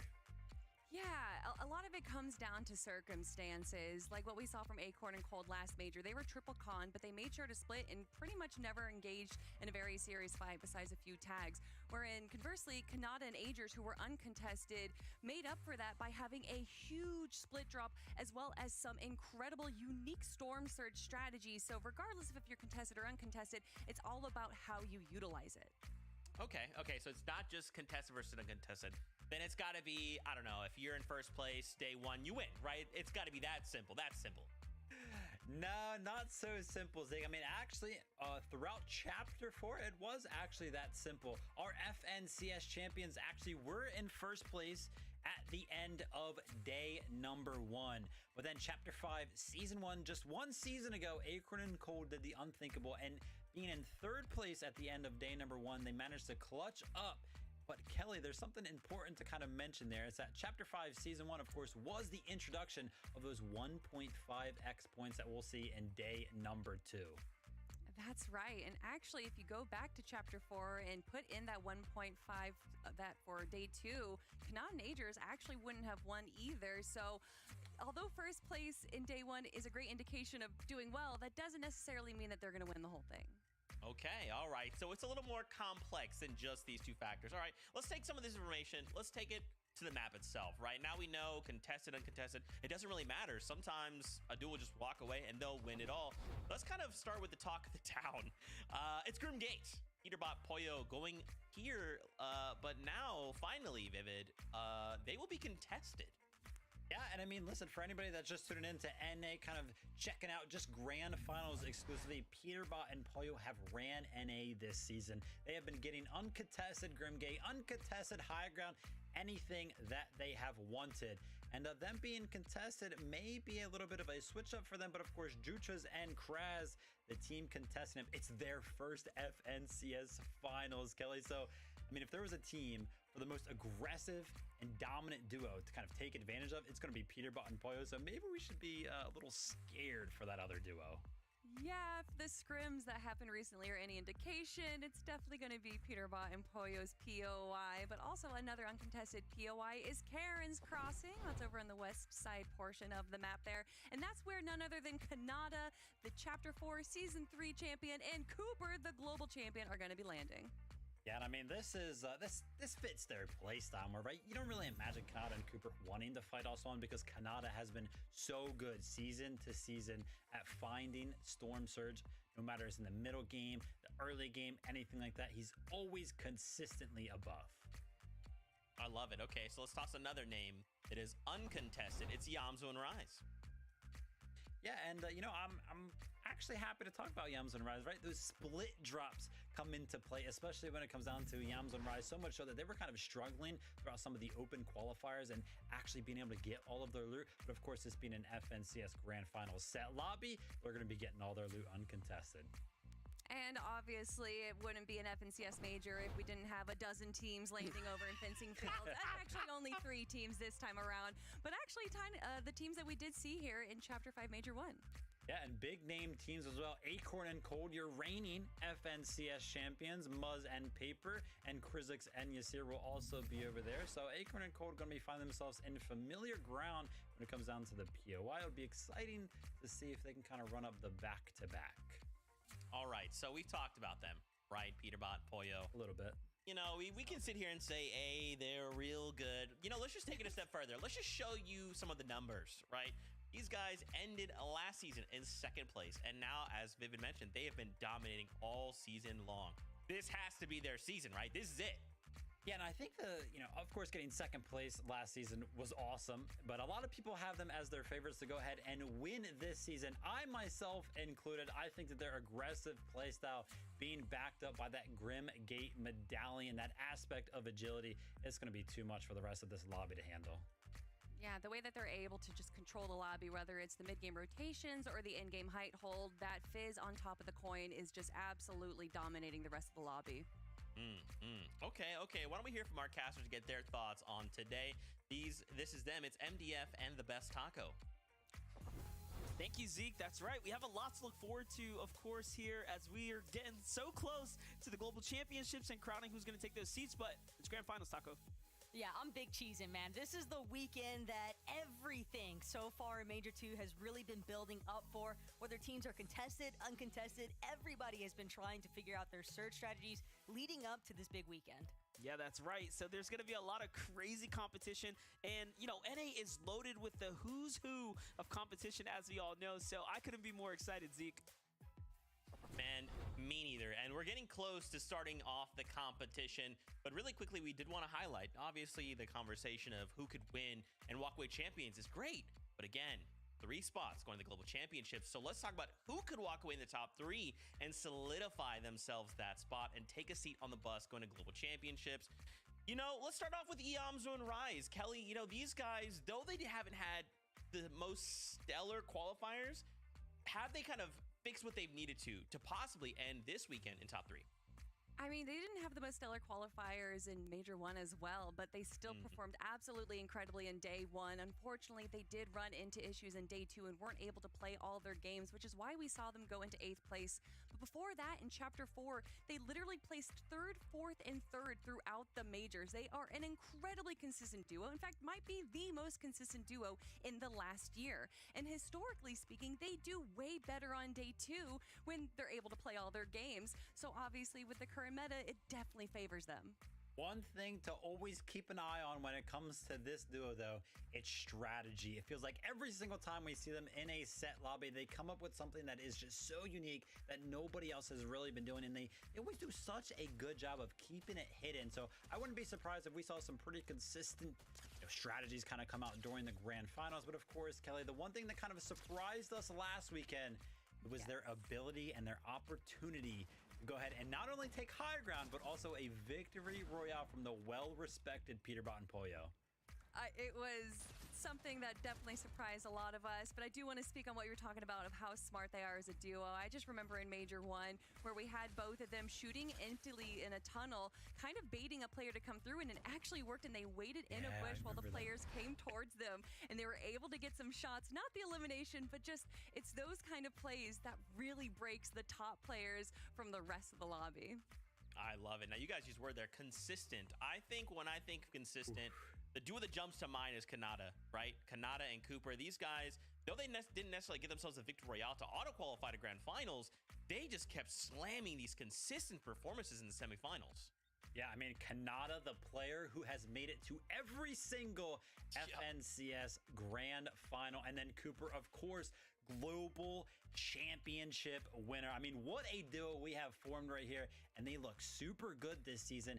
And I always got to highlight the fact that Kanata is so good at finding Storm Surge. If I had to bet on any single team that would actually make it to all 12 of the end games over the course of this Grand Finals with enough Storm Surge to kind of sustain them, it would be this one. And just looking at their performance over the semifinals, I've said this so many times, but Kanata is such an intelligent player.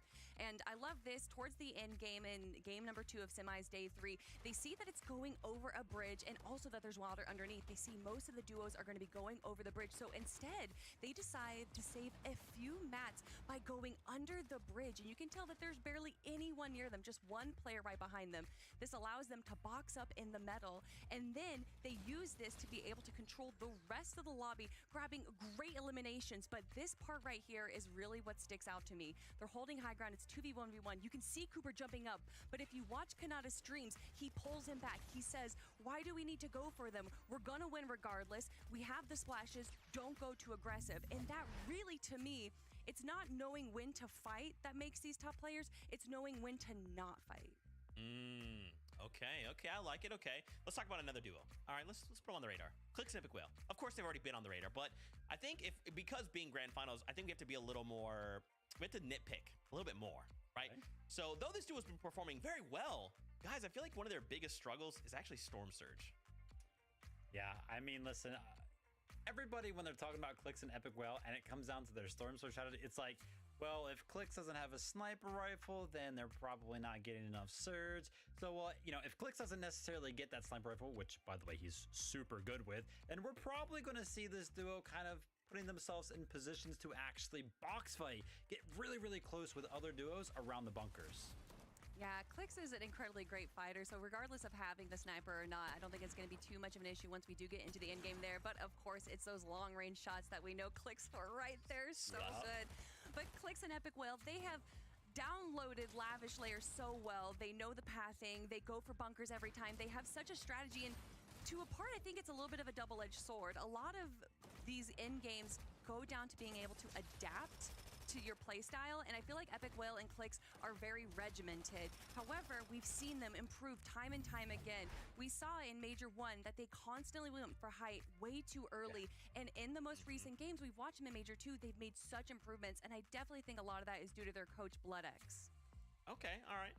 One final name. I'm looking here at the script here. It says it's a little no-name duo. Acorn and Cold. Oh, sorry. Those are your Chapter 5 Season 1 champions who already have a spot to globals, by the way. How could these guys possibly shake up this weekend? It is an interesting question. If we're going to wonder if they're going to be able to make it into the top 3 like we've seen them do before. And being the reigning Major 1 champions, they're absolutely incredible. They won over second place, which was Peterbot and Poyo, by 170 points. I guess the real question is, are they going to feel pressured, or are they going to take a bit more of a relaxed stance in their games today because they already have their ticket to Texas? Yeah, they definitely should be pretty comfortable coming into today, but I'll tell you what, the lobby should not be feeling comfortable. We got Acorn and Cold in the lobby, and if there was any duo that I think could potentially get the most eliminations in one of these 12 games over Peterbot and Pollo, then it would definitely be Acorn and Cold. Their fragging ability is, I want to say second to none, but right now Peterbot and Pollo are doing really good. Regardless, Acorn and Cold are extremely good, and I wouldn't be surprised if we saw some double elim games from this duo. Wow. Okay, these are some big words. Now, guys, in case y'all at home missed out on EU, we actually saw the meta change a little bit in a way I don't think any of us were expecting. Wings of Icarus, are those going to make a return, Viv? I mean, Booga and Aegis may be ahead of the meta. We saw them using it last week. Yeah, definitely. We saw Bugga use it, and so we're going to see if that's going to be prioritized today as well. Okay, all right. Well, it is that time, Fortnite fam. Game number 1 of the Grand Finals kicks off right here, right now. Casters, take it away. Well, I couldn't be more excited to start getting into these games here because today is going to be an important day, of course, Taco, to set up that foundation here. Yeah, and I mean, the analysts talked on it just a little bit towards the end there, but I think we will see a little bit of a surge in terms of the Wings of Icarus and their utilization. A lot of short rotates that were made much more efficiently throughout EU earlier today, so definitely wouldn't be too surprised to see NA kind of conforming to that similar competitive strategy. Yeah, and some of that has to do with, of course, some of the item adjustments, right? Just more room if you were someone who was favoring a different playstyle before. But with that, let's jump on the battle bus for game number 1.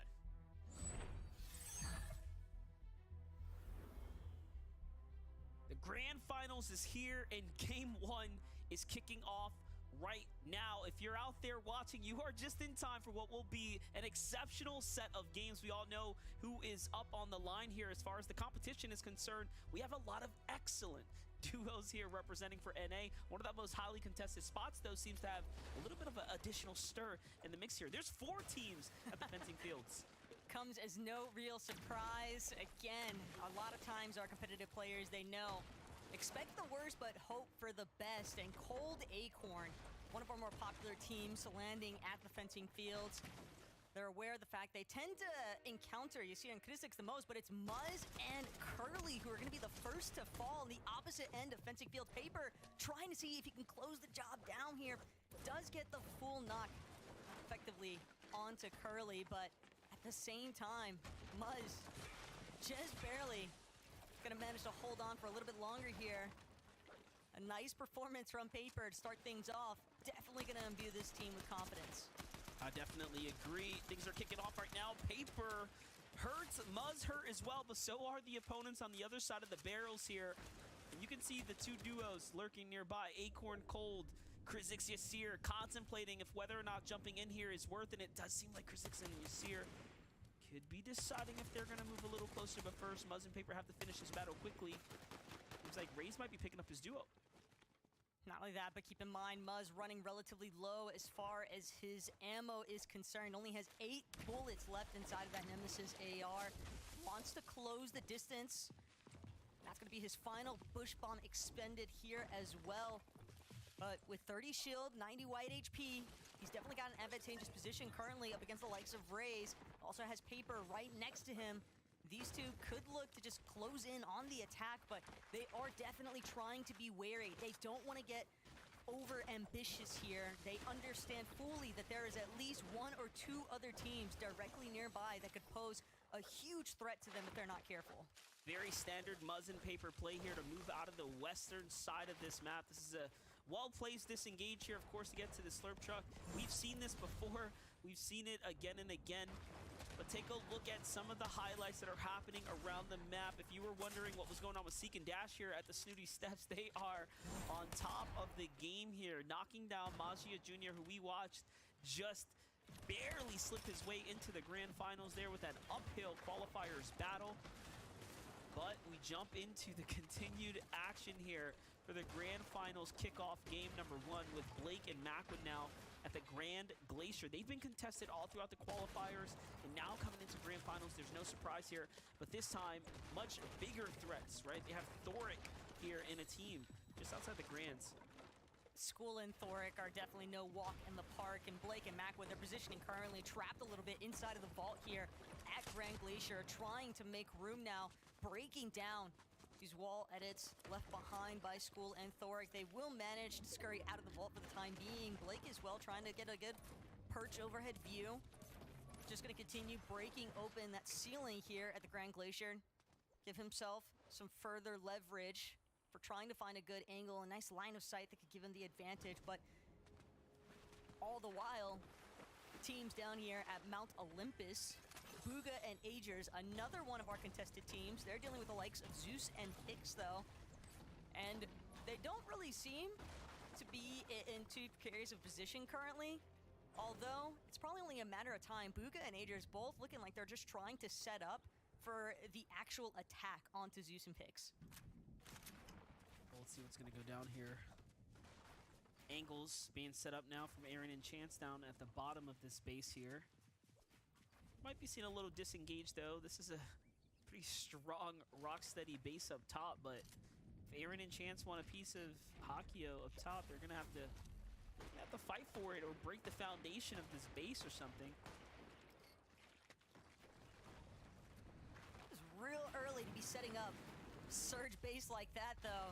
Hakio gonna take his opportunity to try and establish some space, claiming the forecast tower as quickly as possible. They know that they're likely still gonna have to deal with a little bit of a fight here, and looming just behind them to the east, Peterbot Pollo, they've made their extension outside of Grim Gate.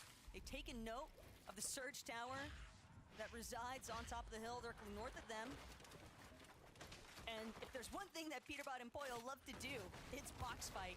They recognize the fact that they might be able to third-party interfere, if anything, but this team, for sure, has their eyes set on that forecast tower, MDF, and they are not the sort to let something go once they've created a game plan for it.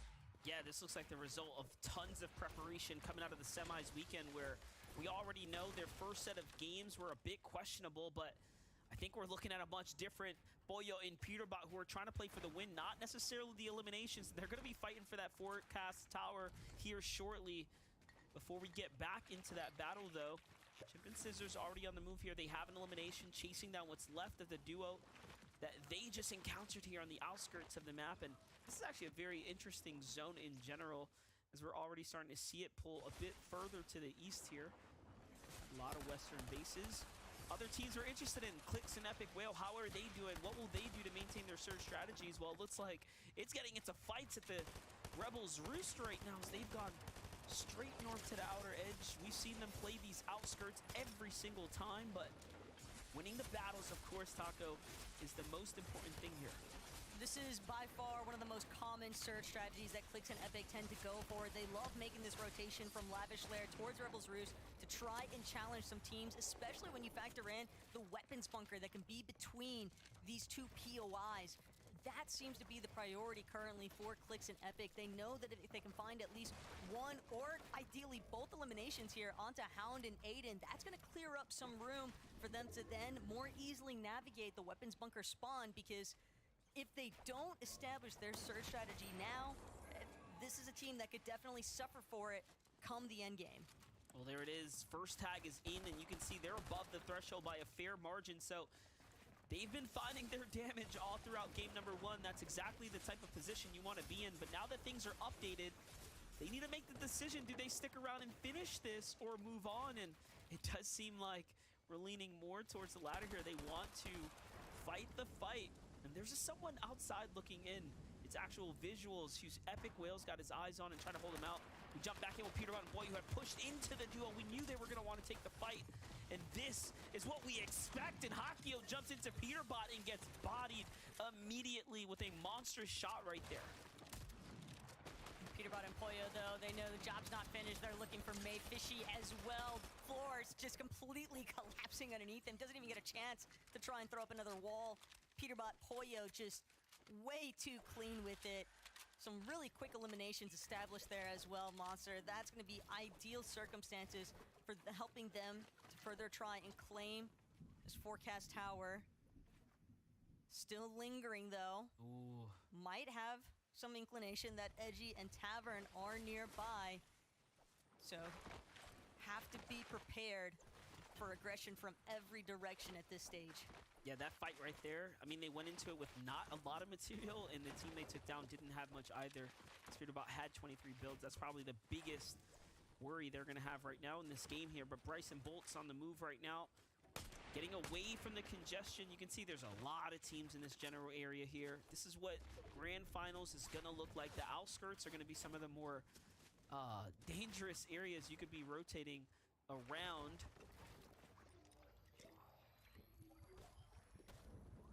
Bryson Bolts, they're also another one of our teams. I like the land at Dumpenhausen, a position just slightly south of Reckless Railways. The team that they've spotted out could possibly be Reet and Ritual, considering that that is their primary drop at the Reckless Railways. But more importantly, it's the fact that teams from the north have already started to trickle in towards that central map position. So if Bryson Bolts aren't careful, they could find themselves getting tagged up from those teams, filtering their way down from the mountainside. Got Fatch and Walkers here as well. Really big tags. Fatch was able to connect with that Hunter's DMR and still trying to keep clearing out a little bit of space, controlling the rotations that other players are trying to make. Hanging out on the outskirts of restored reels, though, it's not going to be an easy feat by any means, but if he can keep the accuracy going, it'll definitely set them up in a nice way. Talking about being set up nicely, Pump here definitely is looking like he's got a great loadout going for him, and he's going to pop off here on Monster and Reciprocal, but nothing comes out of it, unfortunately there. Pump and N-Pen on the move now, though. Trying to start backing up here. They don't want to get caught up outside the storm in a box fight here. You do want to start slowly making your way towards the safety of the storm here. Rapid and Batman Booga side by side. Where's Aiden? It does seem like we only have Hound there on the screen. Wait, Aiden is still alive. So Epic Whale and Clicks have given up the bunker, given up the fight with Aiden and Hound to stay in the game. And it seems like Aiden and Hound have, instead of going hard south, they've managed to stay on the coast here, wrapping wide around the outskirts, costing them a lot of heals. But hey, they are still alive, which is, of course, what matters most. Here's a team that we've been keeping very close tabs on, Rise and Iamzo. You've seen all the interviews with Iamzo. Iamzo very much aware that he has everything that it takes to be at the top of the NA standings, just like he did just a season ago. They're looking to take that crown right now, and this is not going to be an easy fight up against the likes of Agers here on the other side. It's a battle for potentially the bunker. Agers, though, not really interested in sticking around. Neither is Booga.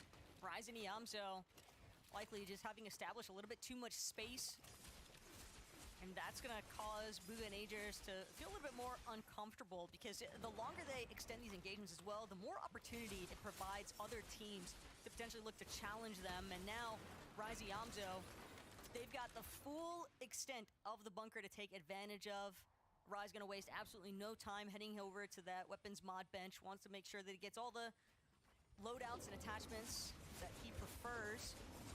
That little bit of gold as well from inside of the bunker, definitely going to help him. But Acorn and Cole just relentless with this water-bending mythic. The infinite ammo just posing so many issues towards players that are trying to glide in from elsewhere. And the soft rotates yet again with the wings of Icarus. We saw it be pretty prevalent earlier today in EU, and sure enough, here in NA, when you see top competitors like Acorn and Cold opting for a similar option, you have to expect that that's just one of the small adaptations that players have decided to make for this weekend. Definitely a lot of adjustments coming in here. We're seeing all the strategies now starting to come out. The hats, if you will. A little bit concerning, though, for Acorn's low ammunition there. Maybe keeping a little bit of an eye on them, and talk about low ammunition, Paper and Muzz as well. This is what happens when you split a drop across 4 different teams and folks break off with what they can get. Paper and Muzz, though, this is very fortunate for them. The Rift Island spawning right above them, getting first dibs here, when you could just see from the material counts they desperately needed a big come up here. So way to put them right back in the game and at least give them some solid grounding here to work with. Considering how everything started off at Fencing Fields, and it looks as though the action is still going to take place from Fencing just now on Rift Island. Krizik's going to be one of the first ones to rift in to the top of Rift Island. Muzz waiting for, making sure that he's got Paper to at least back him up in this process, but we saw Paper trying to farm a little bit more materials, a little bit more resources. They really did not have much after that initial departure from Fencing Fields, and they are not the only ones. Clicks and Epic definitely worse for wear as far as the build count is concerned. This could be a massive refresh if Clicks is able to force the attack here against B-Dog and Victor, but unfortunately enough, it just seems as though they've drawn a little bit too much attention as is from this low ground position. It's possibly Jack and Cease from the high ground of a hill that are looking to try and take some pot shots at this duo, or both of them. Immediately into the box goes Victor, and B-Dog completely pieced up. Clicks nearly taken down in the process, but that's going to be the exact sort of defense you'd expect from Clix and Epic. Oh my gosh, we have to actually watch that back one more time. Take a look at how Victor took the sidewall and B-Dog through the top. That could have went so bad, but Clix's reaction was incredible and hit the shot that mattered most. And with all that, they are still in a very, very bad position here in the tournament. 6 builds now. And they're just going to have to dive on the next team that's nearby, and it could be NPen, it could be Bacon, it could be Caesar Jack, right? But one thing is clear, they need a battle, they need some material. They find NPen, a wonderful pickup here, and Clix and Epic Whales slowly crawling their way out of the ditch here, if you will. They have the damage, they now have the points, but they need everything else here, Taco. That refresh really couldn't have come at a better time. Thoric, School, another one of our teams barely clinging on for dear life here. Blake and Macwood know this is their perfect opportunity. If they can close this one out, but Macwood's gonna be the first to fall. Thoric doing an excellent job of holding his own, but he's just so far apart from his duo. He might be looking to try and trade the revive. Instead, he's gonna look to prevent Blake from getting his off successfully onto Macwood, but Blake, he's got quite the investment so far. He knows that Thoric is under so much pressure currently. And sure enough, Blake gonna be able to close this one out, but things are definitely still looking pretty tough here. The shield situation, not ideal in the slightest for Blake and Macwood. Great set of defense there, though. Blake clutching up. Blake has really been on a bit of a hot streak, finding his moments all throughout this FNCS. Jumping in with Miro in Dukes, though. Very difficult time as far as getting through the qualifying weeks were concerned. Yamzo and Rise, much different story to be had here. They're elimination up and now an additional one as well. Finding themselves a bit of damage here. As the pressure continues on the lobby, and look at the loadout. Okay, so everything's really starting to come together for Yamzo and Rise right now. This is that consistency we were expecting out of them, and talk about a strong position to be in here in the mid-game. Doesn't really get much better than this, and they're still sitting on top of the bunker, by the way. It almost feels like they're baiting teams that are desperate enough to try to come on over and, you know, just take a look at what's going on inside the bunker, seeing if there's anything left over. Rise and Yamzu, you can feel their confidence with how they're playing so split from each other as well. Just zero concern that either of them will go down, because they are close enough to at least provide backup when necessary. But Aegir's Booga, maybe they should have stuck around in that bunker fight a little bit longer here. They find themselves currently 41 below the surge damage threshold. Oh my gosh. Pose a moment of desperation. Aegir's immediately tackling the first player he can find. It's gonna be a Minish, but Cam with the slam onto Booga. Zero opportunity for Aegir's to actually look to strike onto Cam just yet.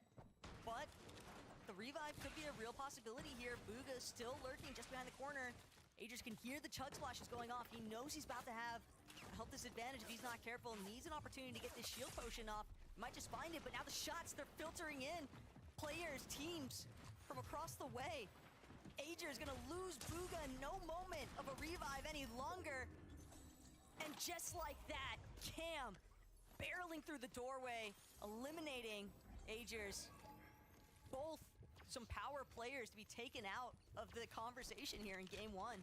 That was a huge fight for both sides, and you know what? Respect to Cam right there, stepping in when it mattered, but unfortunately Booga getting clipped there when they had the damage that they needed. Cam still got a lot to work towards now. Look at how many players are on the move right now. As we're gonna start jumping into catching up to other fights that are going on here, but hold up, Cam finds himself a knock before getting into the rift here, and he is gone. Cam is still going for it, really putting up the numbers here. At this point, little does he know, everyone coming up the storm is so hurt. That is the damage, the pressure of the storm surge right there, like if I've ever seen it. Everyone in the sky just absolutely battered, it seems. And it's only going to get worse here. The elimination will finally count for Cam just in time, because he finds himself dropping before he ever even gets a chance to land. But Miro on his own sort of rampage. Count them as they trickle in. 1 elimination, make that 2, and a possible 3-piece on the horizon here.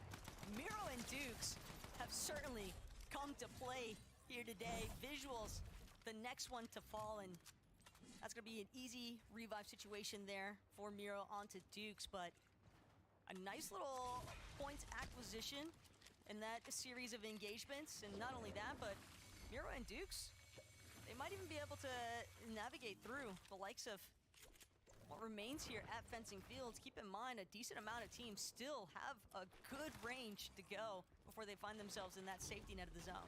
So unfortunate Clix and Epic Whale don't have time to farm all of this right now, as they desperately need the material here. But you can see there's so much more concerned with being caught on the back tail side of this storm right now. And you best believe that they're probably going to be landing right into a fight as soon as they come out of here. Notice what Clix and Epic Whale ended up doing, though, saving just enough Flowberry Fizz for the rotation here. And here it is. They're off to the races. It's Miro and Dukes who are in front of them, and we're going to see a ridiculous fight break out right now because they need this. There's no time to waste. Straight into the box. Clix goes for Miro. He gets tagged, and they trade on both sides. Duke is hurt. Miro's hurt too, but Miro gets the best of Clix and Epic Whale in the end. And this is why he cannot be stopped. 5 eliminations for them. The Storm does the rest, unfortunately. And that is just how it's going to end for some of NA's greats. Miro and Dukes didn't even want that fight. They didn't even need that fight, but they had no choice. Clix and Epic actually making them suffer. That's just the replay action of what happened to Cam earlier on. We saw him gliding in. At least he got that decent elimination credit onto Poppy Blast, but Yamzo, oh my gosh, Rise, everyone just in such dire straits right now, MDF. I mean, 4 builds left for Rise. Performing as a solo now, and things are only going to get worse in this position. We saw these guys with 4 Flowberry Fizzes. Rise just used up the last of what he had out of the 2 that we knew he was carrying, down to a singular medkit at this point. It is incredible the way that these players have just been getting shredded, it seems like, throughout the duration of this first lobby. It just goes to show how difficult mobility can really be in this current meta. And Taco, I don't know if you caught that, but Blake and Macwood are just racking up names after names, picking up Acorn Cold, picking up what was left of another duo just before that. Like, we're seeing, I think, some upsets right now, but one team is still in this game that I know is for certain. It's Peterbot and Folio that I see there in the distance, but Rise on this wonderful solo rotate right now. He's taking so much fall damage, and then Skittles gets delivered what was left of Rise's loot there. To be fair, Rise just really didn't have a choice. He knew he had to just go for the fastest route possible, even if it meant taking little ticks of fall damage along the way. Just happened to run out of his Flowberry Fizz, but you called it out already, MDF. Blake and Macwood have certainly been playing a lobby of their own. Nice elimination cleanup, some good refreshes. Peterbot without the Poyo. Wow. But 5 eliminations still racked up for this team. Definitely a nice amount of points if he's able to make a good run in this late game. What I find more impressive is that we're inside the top 15, so there is placement points ready to be given out. Neko and Zavi just behind the wall there. Peterbot can surely see the right through those wood builds, and he tries to track him down, but couldn't get the tags there. Instead, it's Sires who falls on the edge of the zone. If Peterbot just has to hold out for a couple more seconds, and there will be critical placement points given out here. And this is where you want to be right now as a solo, but with that elevation, with the height as the storm is pulling across. So no pressure here for him to move first. And you can see he still has the aspect of agility. Meanwhile, on high ground, EU's Mixon and Potko with 3 eliminations. And this is the best we've seen them as far as being this early in the tournament in a strong position. If everybody else's material count is as low as Potko and Mixon's, Peterbot might not even be able to play Disruptor for the high ground as a solo. A good elimination to add to the count, though, making it 6 in total now. Peterbot still trying to play from the backside of the zone. It's only a matter of time before he encounters somebody else inside all of these other pre-existing builds, but you can see Peterbot undeterred, still trying to make his way to secondary height. He knows This is an unestablished layer currently.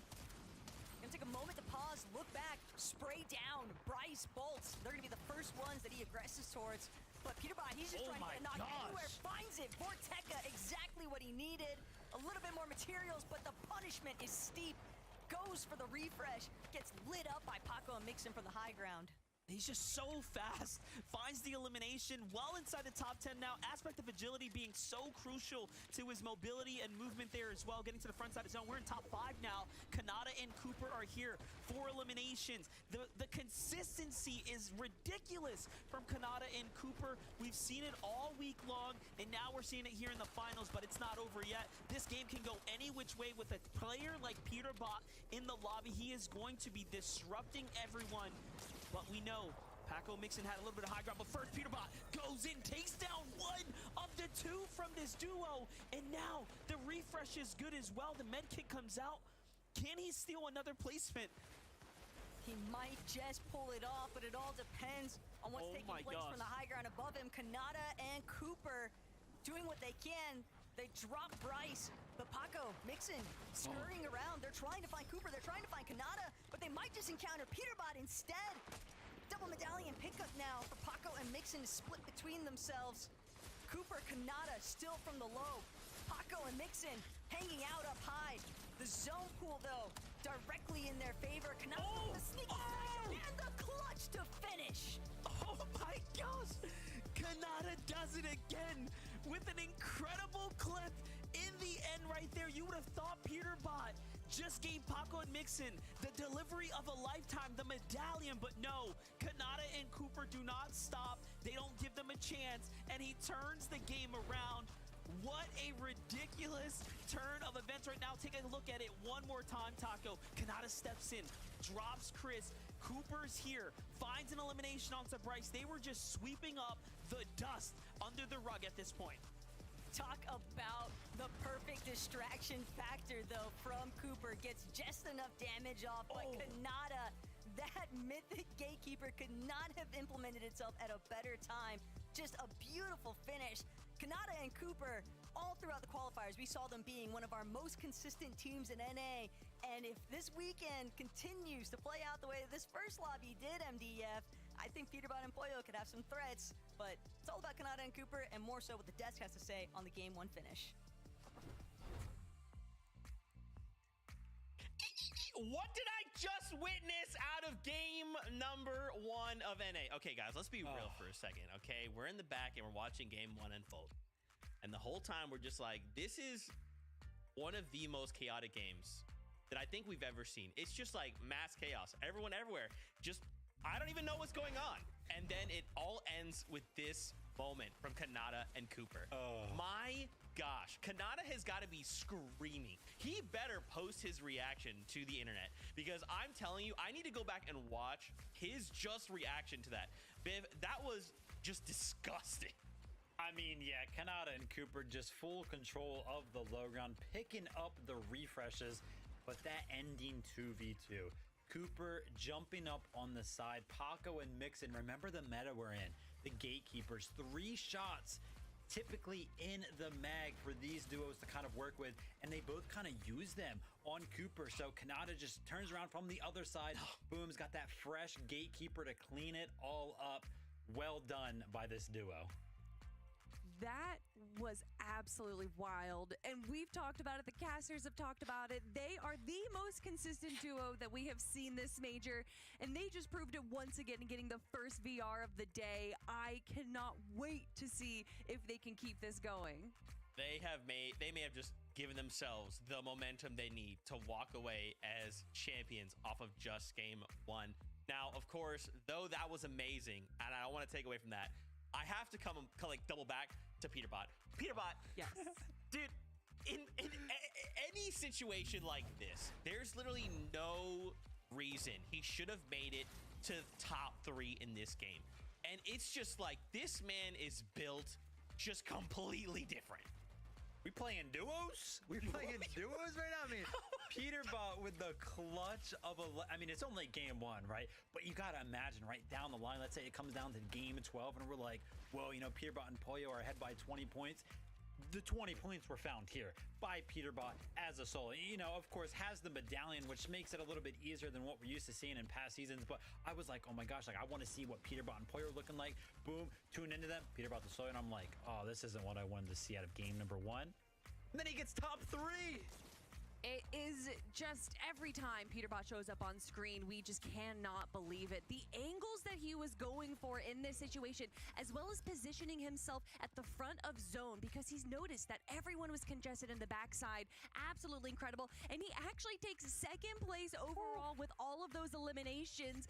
Absolutely incredible. Maybe one of the best solo clutches we've seen in quite a while. Of course, Kanata and Cooper still holding strong in first place, those 7 eliminations, but Zeke, what I notice is there's you know, a bit of an invasion, an European invasion happening on this top 10.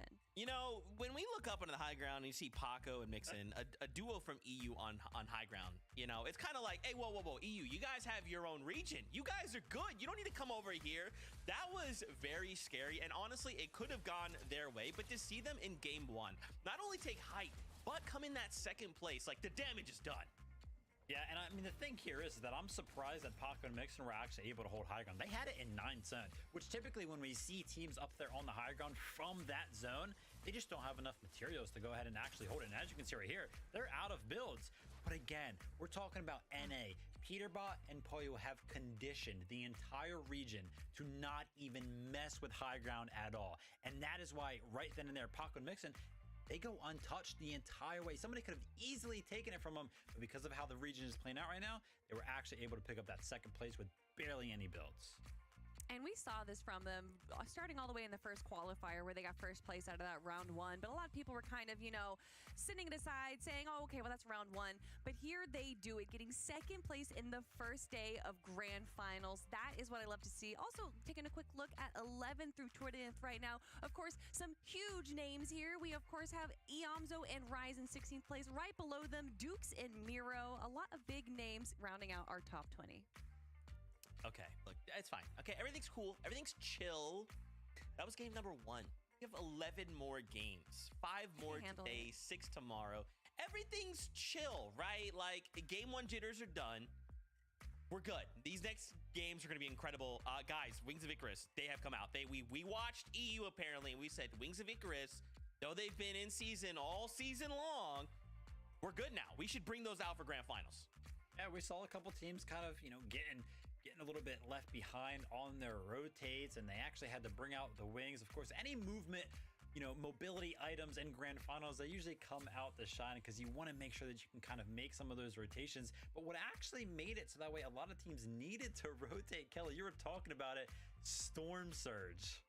Yeah, Storm Surge has always been a constant issue, and we saw by Zone 2, Storm Surge popped, and it's something that we typically see in a grand finals where everyone wants to be a little bit more passive, especially kind of feeling out the lobby in these first few games. So it's not too atypical, but I think we were all a little bit surprised just how much Storm Surge played in that game. And you know what else? The fact that just no one was going to high ground. Like, what happened? You know, when we watch other games like EU, for example, high ground's changing hands left, right, and center. But here, Paco and Mixon, I guess it was just them for that whole end game. Yeah, but I mean, like, listen, you can't really blame the rest of the lobby either. We saw a bunch of duos kind of struggling on that rotate rate. We saw about 10 teams hit a rift under Rift Island. None of the teams are really looked at during that mid to end game looked like they had any surmountable amount of builds to actually maintain into that end game with a good amount right there. And it just comes down to that Storm Surge. A lot of them investing stuff because of how it's playing out right now. When you're talking about the Rift and Rift Island, though, I do have to give a shout out to Cam because he lived way too long. I thought he was going to go down so many times and inevitably goes down to the likes of Peterbot, but definitely bringing up some placement points in that play. For sure, for sure. I want more games. Game number 2 of the grand finals are ready. So let's send it back on over to the casters to jump on that bus. Thank you, Zeke. And I think an excellent point was made. That game, it was just shambles town for so many teams in the mid-game, just considering how populated it was zone after zone. It really did feel like everybody was kind of in build poverty throughout the course of that first lobby MDF. And most importantly of all, it just really seemed as if a lot of teams were starting engagements, but they weren't able to actually truly finish them off. There would often be third-party interference, which would kind of cause a little bit more scatter than anything else. And so you're investing all those resources, but we got to see how match number 2 actually breaks down for everybody else.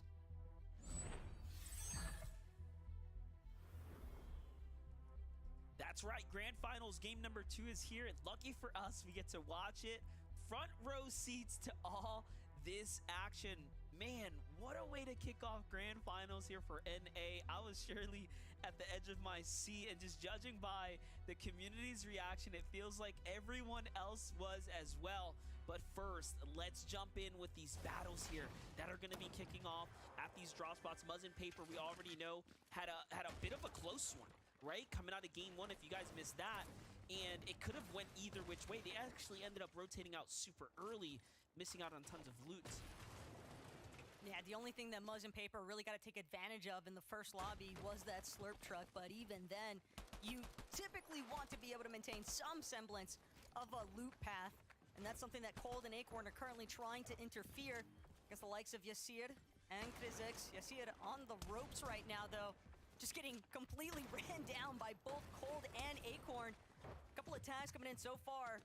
Frenzy Otto putting in some work here. Cold, though, recognizing just how slippery Yasir actually is, but with no shields and no coverage, Cold gonna get credit for his first elimination, second one going through as well, since Krizix was already knocked, but a nice job here from Cold. Didn't even waste any time in terms of capitalizing, clearing out one of the more direct threats to their loot path at Fencing Fields. Let's jump in with Clix and Epic Whale here at the Lavish layer as well, contested by another duo. Poppy Blast and Dragon not picking up the hint that was left during the qualifying weeks. It seems like they feel like this is their best odds here for the Grand Finals, and they've continued to stick out this drop. Now, we do know Epic Whale and Clix had good damage early on in game number 1. However, it was in the mid to later phases of the game where they were a part of that wider pack of players and duos that just had a tough time. They slipped behind there. Trashy and Skittles here at the Pleasant Plaza. Also, highly contested area. There's no safe spots here. The Grand Final stage. No safe spots anywhere on the map. Paper, though, full advantage against Acorn. Acorn had no idea. It's like whack-a-mole, the way that Paper just pops up. Gets that initial shot. Cold left to fend for himself here.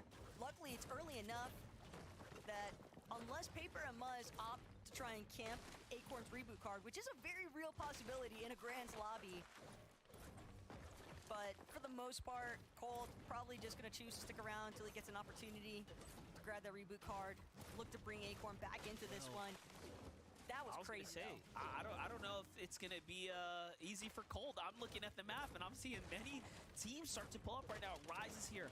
Curly and Raze are sitting right there. They might have actually just found them for all we know at this moment.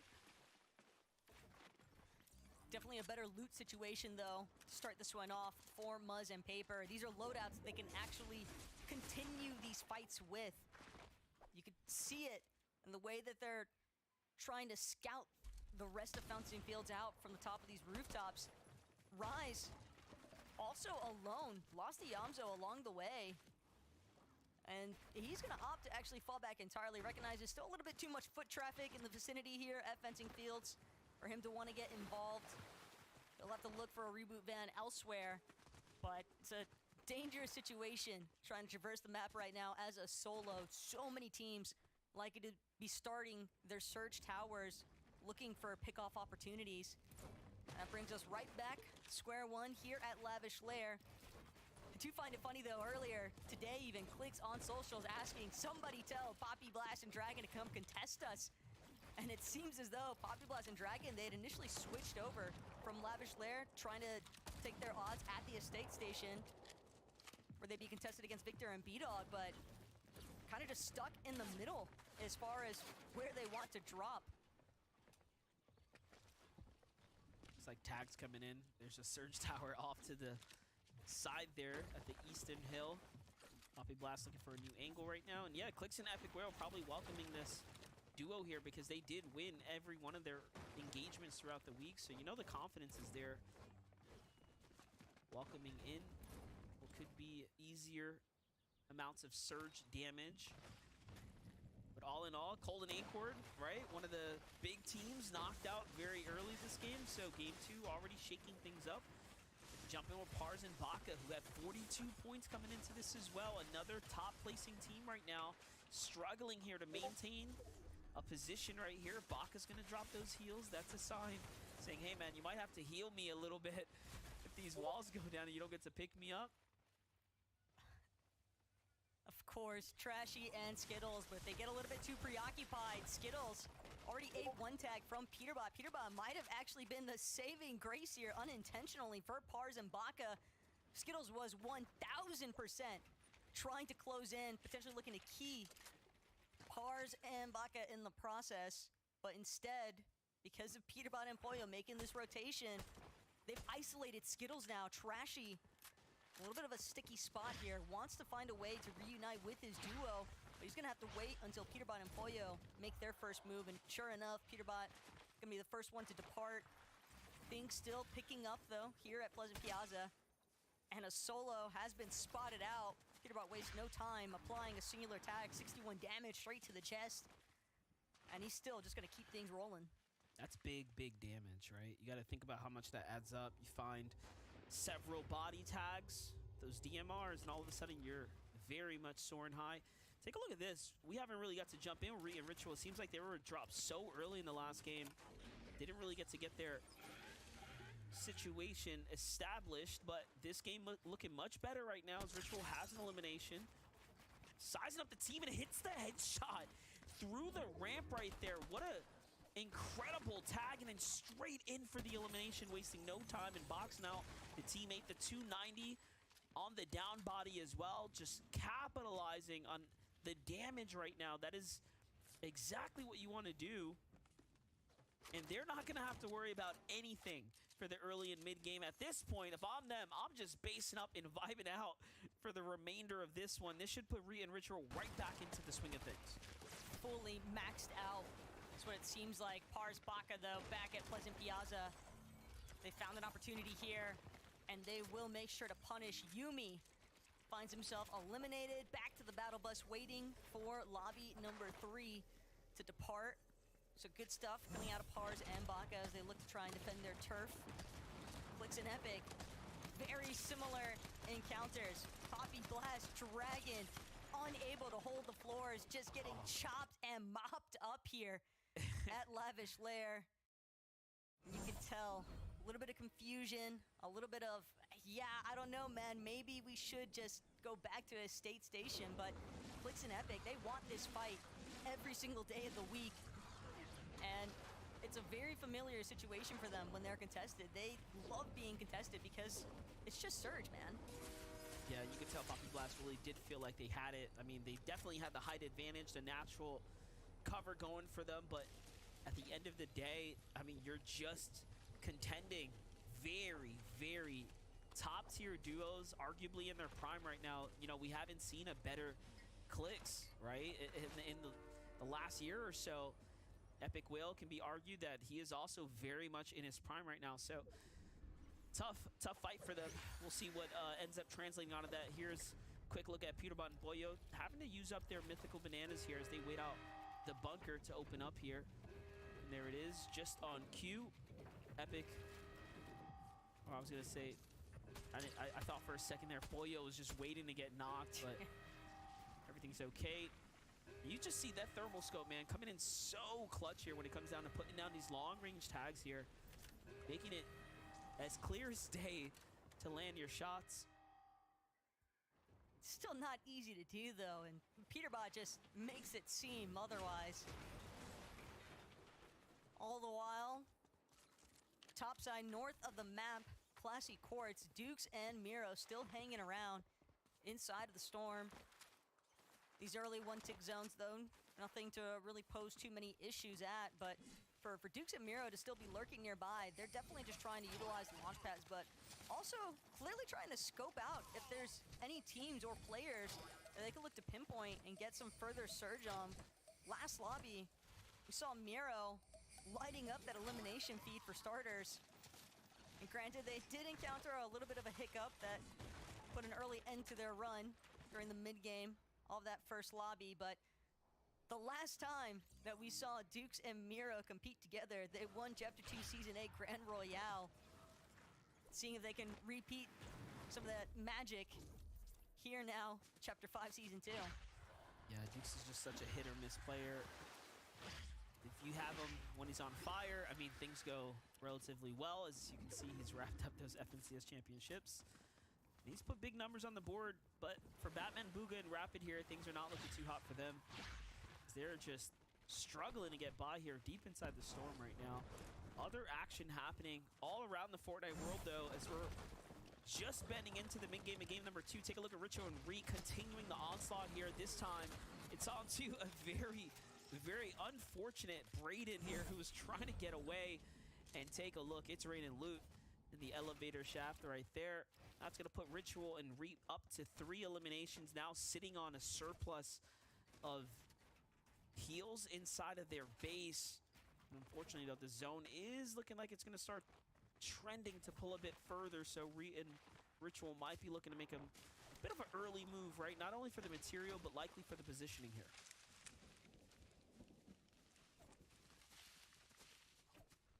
Just making sure to make full use of everything available to them on the map. That bush going to provide some nice coverage, but very clearly, Ritual and Reet are not going to be able to find anybody else just yet, so they're going to have to get things moving. Oliver OG and Larson, though, this has been a little bit of a trek for them, coming out of Breezy Coast now, a little bit further south here at the Reckless Railways. Handful of teams stuck inside the middle of this POI currently. Both Oliver and Larson trying to apply some tag pressure, but they might have to get a move on. They don't want to find themselves getting caught behind everybody else. Makes things all too easy, become the focal point of the lobby if you're the last ones to rotate in. Talking about being focused on Cease right here. Very, very hurt. Worse for wears, but Jack putting up the defense on his own here. Doesn't need a teammate here, but Cease says, you know what, I'm coming back to give you the support here from Jack's perspective. It's looking too easy here. But no, doesn't have a chance to reload, has to get out here, and all of a sudden now finds himself boxed up and then tagged. Unfortunate as he lets his guard down onto Zyro. And Zyro shows you while he deserves a seat at the FNCS as he clutches up big time for him and his teammate. What a trade and an exchange of events there. All Jack needed was a second to get that reload off. But Cease already just 2 tagged up, 2 low on HP. 0 to hero with that last trade off, though, MDF. Lin probably ecstatic at the fact that his teammate just managed to close that one up. Granted, whether or not it really helps their endgame is a different story entirely, so we'll have to check back in with them because they were relatively deep inside of the zone. Mixon and Paco making sure to take full advantage of some of these stragglers. Threats finds himself getting a little bit keyed here by Mixon and Paco. They definitely want to try and run him down if possible, but they've got caught from behind by Sphinx, who's just barely managed to make his way to reunite with his duo. Paco now, a little bit of a tough position. Mixon trying to trade blow for blow here, but it's Threats who's gonna get eliminated first. Sphinx also down to about half HP, having to expend even more of what remains of his resources. This could be a prime opportunity here for Mixon and Paco, but the last of the splashes have been used by Sphinx. He looks like he just wants to bail. Yeah, that was crazy right there for Sphinx to find those big tags through the edits, but I'm also questioning the fact that he actually used those splashes like he could have easily popped the big pot there. So now the pressure is on, the clock is ticking here, and ultimately it's going to be that much more difficult, I think, for him to survive and weather the damage here as you have teams everywhere right now. Desperation is starting to kick in here for Sphinx as he's probably looking ahead to say to himself that he will need a lot of damage as he's lost his duo mate. So we'll see what develops with that team. I think Paco and Mixon were very much in the right to push the team, though, as they need it, right? They're uncontested, I believe, right now. They didn't have any eliminations there. We know they did well when they were contested in the set lobby qualifier weeks. However, when they were uncontested, I mean, things were not very good for them. So trying to keep up the pace here, Taco, is what I think I'm watching develop. It's also just the fact that Threads kind of looked like he was a solo there as well. When you consider just how far back Spinks was, the fact that he's coming from behind Mixon and Paco. Tragic stuff, though, for Lin Game. Raze on his lonesome with 2 eliminations.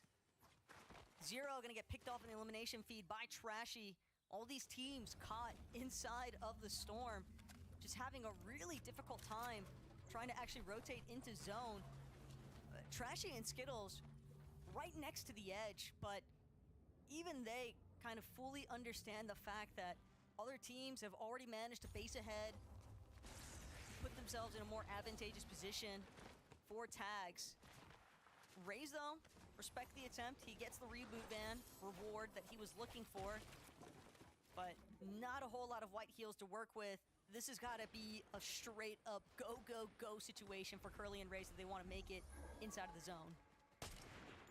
I couldn't agree more, but let's jump into the top of the standings. Let's jump in with our Game 1 standing leaders here. Kanata and Cooper, who currently have 0 eliminations and just 17 damage above this threshold right now. So this is not an ideal situation by any means.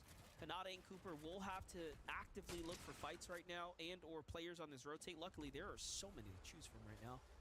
Wonderful tag there on Zafax to slow down his momentum, and they just have options here in the distance as they're holding the edge of the storm right now. So I can see this going very well for Kanata and Cooper, but ultimately they have been one of the most consistent teams and duos we have watched play this week, and they have not let us down yet. Talking about, I'd say one of the biggest surprises is actually Blake and Macwood's performances. Generally, that Game 1 was a show-off performance, but right now, so far below the surge here, I'm wondering if they're going to be able to claw their way out of this one. They definitely don't want to find themselves having to expend all of these valuable resources on just surviving these Surge Storm tags, but it might be the true outcome that they're left to deal with. Blake and Macwood also getting lit up by Decay and Sigma, and they're not the only ones taking shots at them. Waterbending Mythics spraying inside of their builds. These wood walls not doing them any favors in terms of drawing even more lobby attention. Blake and Macwood so incredibly low on resources. Macwood's gonna wind up falling. Credits to Decay on that one. Third-party assistance from the Storm Surge itself. Sigma trying to close the gap now as Blake looks to retreat. Will find momentary relief, but as soon as he starts expending some of that Flowberry Fizz, you could tell Sigma and Decay contemplating, do we want to chase this guy down? Instead, they're going to look forward. They realize that they position first. They can always turn back around and try to light up Blake as he makes his way up the mountainside. But this elevation just so unforgiving for a solo. Blake does what he can to try and keep himself standing. Decent tag into Walkers, but Walkers with a distinct health advantage here.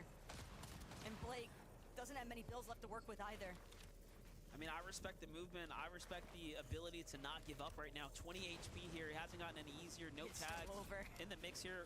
Walkers earns himself the points. You know, that could have been any one of them, but it's going to be Walkers who earns those quick 4 right there. So well played for him. 2 eliminations right now leading into this end game essentially here is going to end his run. But at least it wasn't for nothing. Other notable names I'm seeing up: Clicks, Epic Whale, Miro, Muzz, Paper down there in the distance here. And there you can see just now, fully finished here. Clicks and Epic Whale sitting up at 4 eliminations, and once again, not too good as far as overall inventory is concerned for this game right now. It makes you wonder what is going wrong with their strategy here. It doesn't feel like a surge. It feels like it's something else to do with these zones. However, that's going to end it for Clicks right now. Just a brutal rotate to try and make. So much congestion already pooling at the base of the mountainside. That's the thing. It's that it's the base of the mountain. It's just practically impossible to scale at this point. Epic will at least drop for some of the materials that Clicks had to offer, but as a solo from this far up that he has to climb to get to the next zone, he can tell, he can hear the shots surrounding him. It's going to be incredibly difficult for even a player like Epic to get in a solid placement performance here. Well, we know it's not possible, as Peterbot has shown us before that anything can happen. On that note, Boyo is alive here as we're getting into this end game, and we are looking at consistency starting to come to fruition here. Tyler and Curve also had a very good game one, and they're also in this end game right now. Continue to keep eyes on that sleeper duo right there, but first we got Kanata and Cooper here on the rotate. This is a hard zone to make work for you, as you have to go up and over the mountain or decide to try to swing wide and stay around it and be at the mercy of all the teams positioned underneath you. But look at this. Loses Cooper in the process, forced to play for himself, and as he gets over, it's almost like you break the horizon there. He finds an opportunity to base down, and for how much longer will this be safe? We'll just have to find out as we just getting into the placement points now. Zone's gonna pull his way. We're talking about how difficult these kinds of zones can be to navigate with these vicious elevation changes, but for a team like Peterbot and Pollo, this is where that aspect of agility really gets an opportunity to shine. They've already managed to establish a little bit of height over the rest of the lobby, but even on their last rotate, just 2 dashes, they save so much material in comparison to everybody else. There's no river of sticks for players to actually acquire any underworld dashes. Mixin, Paco, Peterbot knocked Paco from the ultimate height straight down, and I was just about to celebrate the fact that all top 3 of our teams coming out of game 1 were still alive right now. Then all of a sudden, Peterbot says, hold up, monster. Let me drop Paco for a second to make it that much more difficult now. And just like that, we might be seeing a bit of an opportunity here open up. The other issue too, so many of these teams are gonna get suffocated inside of these secondary height layers because nobody wants to drop to ultimate low. If the zone pulls back over the elevation change, you're stuck. You're not gonna be able to scale your way back up that mountain, at least without not getting lit up in the process. And that's kind of the position that we see Kanata in. Even with a little bit of Flurberry Fizz, he's gonna have to rely on the wings now. But as soon as he tries to fly, he is immediately shot down from the sky. And that's huge. That's to the hands of Tyler. Tyler, who was inside the top 5 coming into this game right here. So a big elimination for him. Directly dropping those that are contending him on the standings here. Epic Whale's gonna fall as well inside the top 20, but it's Mixin who's alive holding the base here. And we all know who's the eyes in the skies. It's Peterbot and Boyo who have the prime positioning here over the lobby. Notably though, Dukes is up, Miro is up. They're eyeing the second height, and you know they're not gonna let it go for free here. So Peterbot and Boyo still have plenty of threats here in the lobby. Reet and Ritual from the bottom of the standings are already jumping up here in game 2 as well with an exceptional performance. This game is starting to come together. Peterbot also only has that DMR. It's going to be difficult to try and suppress some of these lower layers, even with that advantageous position. But zone pool, everybody's on the move yet again. Miro getting lit up in every which direction. Doesn't even know which player he wants to prioritize first, but he doesn't have to make that decision. Eliminated. That's going to be the end of his Lobby 2 run. Curve now sliding by as much foot traffic as possible. Gonna box up the last of his builds and just try to play it safe, hoping that nobody can scout him out just yet. It's all about the placement points at this stage. Yep, Mixin down as well to the hands of Reet and Ritual there. Pen took down Dukes, so that's gonna be the end for them as well. Curve just holding on here, trying to earn anything. He makes it to the top 10, now top 9. Curve clutching up to stay relevant on the leaderboards. And in the end now, we have quite the game unfolding here as Peterbot and Boyo are running through the builds pretty quickly, but no one is looking to challenge them on high ground. Instead, it is like fish in the barrel getting lit up here. Aaron's hurt. Down comes Peterbot for the refresh here, puts the box and the walls down. They recognize there's a duo there. That's Reet. That's Ritual. Take a look at their perspective. Still very, very healthy as they're trying to find eliminations here, find points. But the storm, this edge of the mountain is so difficult to traverse right here. Reet needs these builds though that Hakio could potentially have to offer. Ritual also gonna follow through on this. Hakio, Mayfishy just barely clinging on for some moments longer. Oliver OG actually gonna finish what Reet and Ritual had started. 7 total eliminations between the two of them as well is a nice point acquisition, but finally, Oliver OG, this triple Flowberry Fizz loadout might just benefit another one of these teams down below as he continues to try and follow from one zone to the next, all on his own. Yeah, Oliver just doesn't have enough time to actually heal up at this point. Chubbs is going to fall here. It's up to Aviv. Aviv finds Oliver OG there. That's going to be the Siphon pickup for himself. Did Chubbs drop the material? I'm not sure he managed to, but there it is. The elimination comes through. Reet and Ritual cleaning up the bottom of the low ground here and now. We're in a 2v2 situation, but there's no Peterbot. It's just Boyo here who has to take on Reet and Ritual, who have played so smart. But Boyo goes into the storm, opting to take damage for the little bit of mats, and honestly, he might be able to suffocate out Reet and Ritual if they don't have enough to actually climb here. But they both got at least 2 bananas split between each other. Pollo, not a whole lot of HP to work with either. Reet, recognizing the fact that Pollo is definitely suffering to some extent here, chopping through trees, trying to continue following up through these past height builds that he has. Just that little bit of leverage could make all the difference, but Ritual, Reet, they are still climbing this mountain, trying to tackle Pollo. They finally get him down, and they finally go for the finish. Ritual and Reet stealing this one away from Peterbot and Pollo. And they honestly fought tooth and nail all the way through. We actually highlighted the fact that Reet and Ritual had a very, very slow start, not making that appearance in game 1, and then all of a sudden they start off with 3 elims, and they continue to keep the train on the tracks all the way through here. Game number 2. Well played for them. Take a look at it. Back one more time. Reet and Ritual find Aviv. They find Peterbot. They quite literally determine the win for themselves right there, Taco, as they have taken the opportunity away from Peterbot and Pollo. Part of the risk involved when you're playing from Peterbot's position, trying to go grab the materials, the resources from those refreshes that Peterbot and Pollo were picking up, but just a beautiful job by Ritual and Reet. They truly masterclass the low ground in this one. Yeah, and although Peterbot and Pollo didn't win, though, they earned a lot of points, keeping them up at the standings there, Zeke. Man, this was a brutal zone. Oh my gosh. Old Man Mountain always takes his toll. But for Reet and Ritual, they had just enough of the pieces to put together that victory royale. Stolen from Peterbot and Pollo. That is what we like to see. Vivid, you were wrong.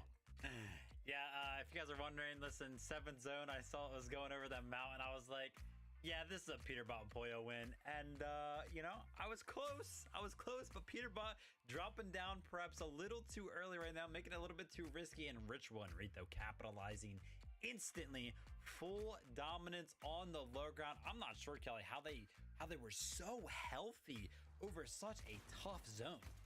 Well, if you notice right there, a lot of teams actually aren't staying on the extreme low, unlike Reet and Ritual. So they're able to do this, chop the teams that are just above them and grab a bunch of eliminations. So they were actually kind of a little bit safer in these low grounds because of how vertical the zone was pulling. So many people didn't want to get stuck on the low ground there. But Vivid, you have to give yourself a little bit more credit. There was about 20 teams left, and you literally said it was going to be Peterbot and Pollo versus Reet and Ritual. So obviously the script is being shared around here, but obviously I am so excited for Reet and Ritual. We haven't really talked a lot about them this major, but last major, they were the favorites to win, so it's good to see them coming back strong. Yeah, and this was just game 2, right? So everything's fine. We just got to continue this momentum. Right now, we're trying to chip away at this, right? We're trying to get a lead so that going into day number 2, when we have a 1.5 times multiplier, we are just that much ahead of the competition. Peterbot and Pollo, my goodness, that was one of a crazy game indeed, and could have been theirs. But as MDF said, you know, unfortunately getting picked off in those final few moments. And of course, shout outs to Pollo there, kind of sitting on the high ground, just doing everything he could to try and maybe pull out a W. But listen, Vivid, 2nd place, that's still a bunch of points. And with the eliminations they got, this is big for them. Oh yeah, 100%. Honestly, listen, yeah, maybe a little bit of a throw, Peterbot. We did see him kind of drop down into the box where he hit a crazy shot to kind of close that one out. 2v1 going to be easy for them in that regard.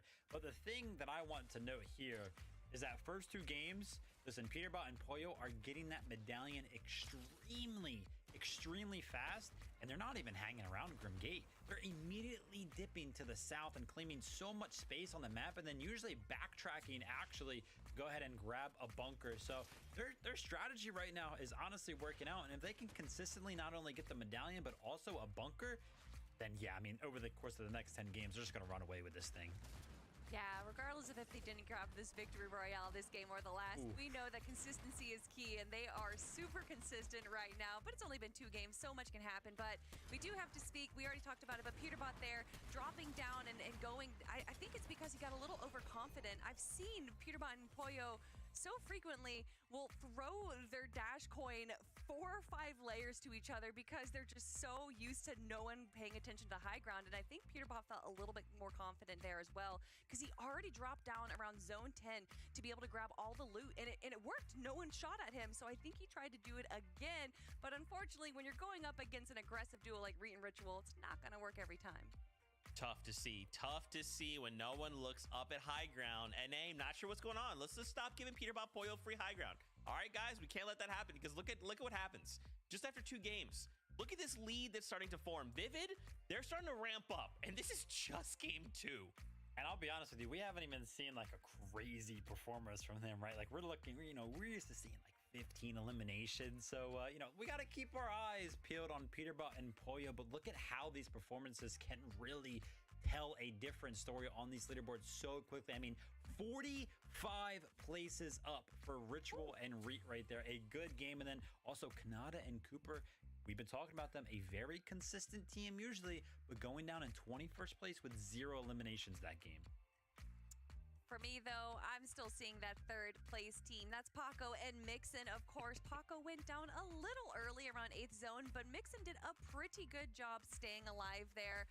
Of course, we do have some other duos there. Oliver OG currently sitting in our top 10, but yeah, I want to focus back onto Paco and Mixon here.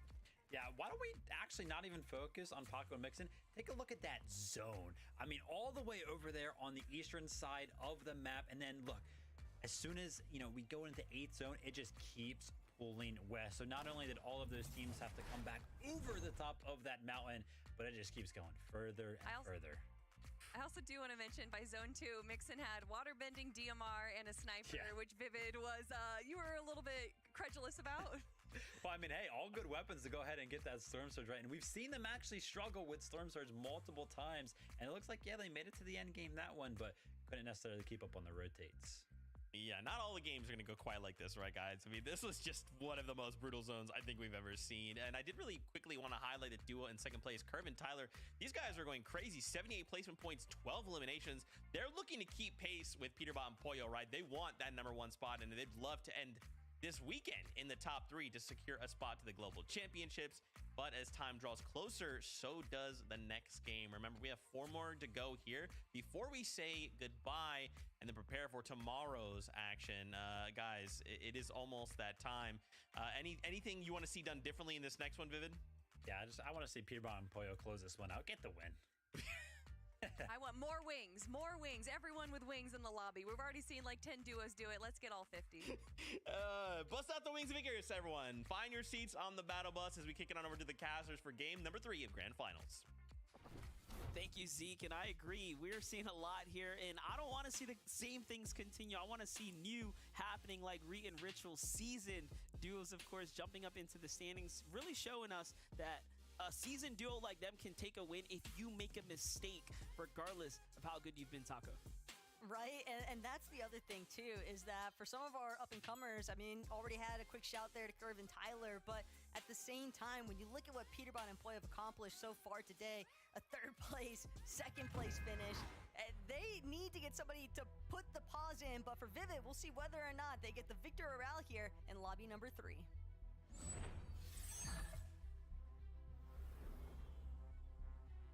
Will we see another team continue to rise up, or will Peterbot and Pollo continue the domination from where they left off? Coming out of the dual cash cups, leading into the first couple of weeks of the qualifiers, they gave us a questionable semifinals performance, leaving us all wondering if whether or not they really are the true duo of the season. But finals, man, they are showing up. as if they never, ever slow down the pace here. And honestly, the numbers are telling us a story in its own here at the Grim Gate. The strategy is known, though. They go straight for that medallion, and now we know that they leave the drop spot looking for battles. But let's jump back in here. Cold and Acorn was taken out fairly early coming out last game after picking up their first 2 eliminations. What went wrong for them? Well, for starters, it was Paper who really put a whole pin in their plan. That surprise pump that he had onto Acorn, while Acorn and Cold were trying to loot up inside of fencing fields, it just truly caught that duo off guard. It forced Cold to be in a situation where he's running around as a solo with like 3 other teams surrounding him, and that made it impossible for him to actually be able to prioritize a decent loot path, build up any sort of materials. And again, it's pretty quick just how fast the action can get going here. Bugha and Agers, of course, being contested at Mount Olympus, they're gonna waste no time. One more time, taking down Zeus and Pix. Back-to-back eliminations that have posed fairly well for this team so far. I was gonna say, I noticed while we were looking at that replay that Blake was caught as a casualty in the feed there as well. So I do wonder if the Grand Glacier is looking a little hotter than the usual cool temperatures going on over there. Here's a look at Zyro and Lin Kame. We saw Zyro, of course, with a big clutch up in the storm there against Cease and Jack, but it does seem like their drop spot is generally contested here. This offshore location right now by the Underworld. Crazy to think that there's 3 separate teams this far west of the map. Keep in mind, Xavi Neko, they also like to drop a little bit northwest of that Underworld location. They could potentially look to third party what's happening just south of them, but Batman, Bugha, and Rapid have definitely found themselves in a pretty tight spot for all 3 lobbies so far today. We've oftentimes caught them, even if they've made it into the mid-game. They're low on materials, they're low on surge. It's just been a really rough start to the day for them. Considering how they just slunk in from semis, it seems as though their surge strategy and game plan overall has just been a little bit tight to solidify, but that's the beauty of this competition, though, MDF, is that Grands, you've got 2 days to work with, and the 1.5 times point multiplier in day 2 could go crazy for some of these teams. Yeah, we've seen a lot of comeback stories happen on that day 2 with the point multiplier. I mean, it really just shows you, regardless of how well you play on the first day, 1.5 times the additional points. I mean, a couple pop-off performances, and you are making tens, if not hundreds, of thousands of more dollars just as far as prizing is concerned. And let's not forget, ultimately, one of the biggest prizes, you know, FNCS championship pickaxe aside, because we all love our cosmetics, is, of course, top 3 are going straight to the Global Championships, the in-person event happening here in Dallas, Texas. That's going to be exciting. That is what is really the icing on the cake, I'd say, as far as the celebratory FNCS championships that are being fought for here today.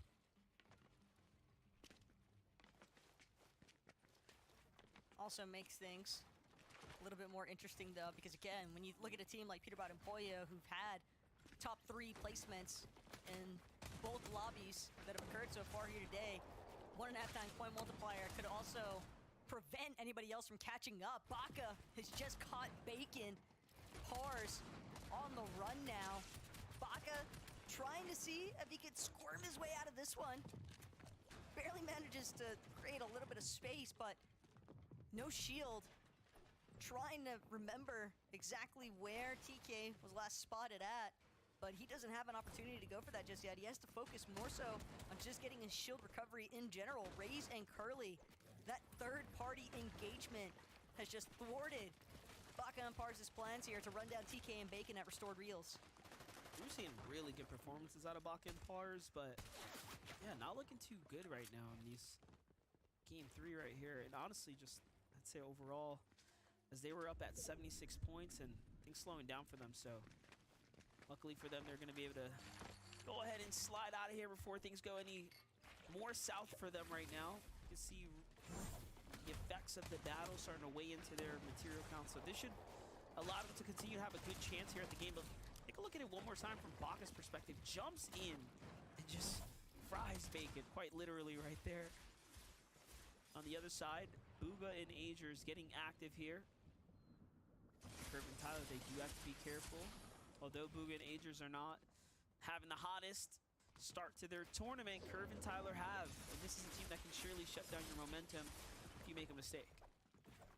Without a doubt, but also because of the hot start that this duo has gotten off to, it is rather likely that Curve and Tyler, they've already got 2 eliminations. They don't necessarily need to fight against the likes of Bugha and Agers. Sure, if Bugha and Agers are going to continue to try and force the issue, then yeah, we might see Tyler and Curve be willing to take that box fight, but it's going to have to start with Agers and Bugha dropping to where Tyler and Curve are at. They're more than happy to just continue expending their resources.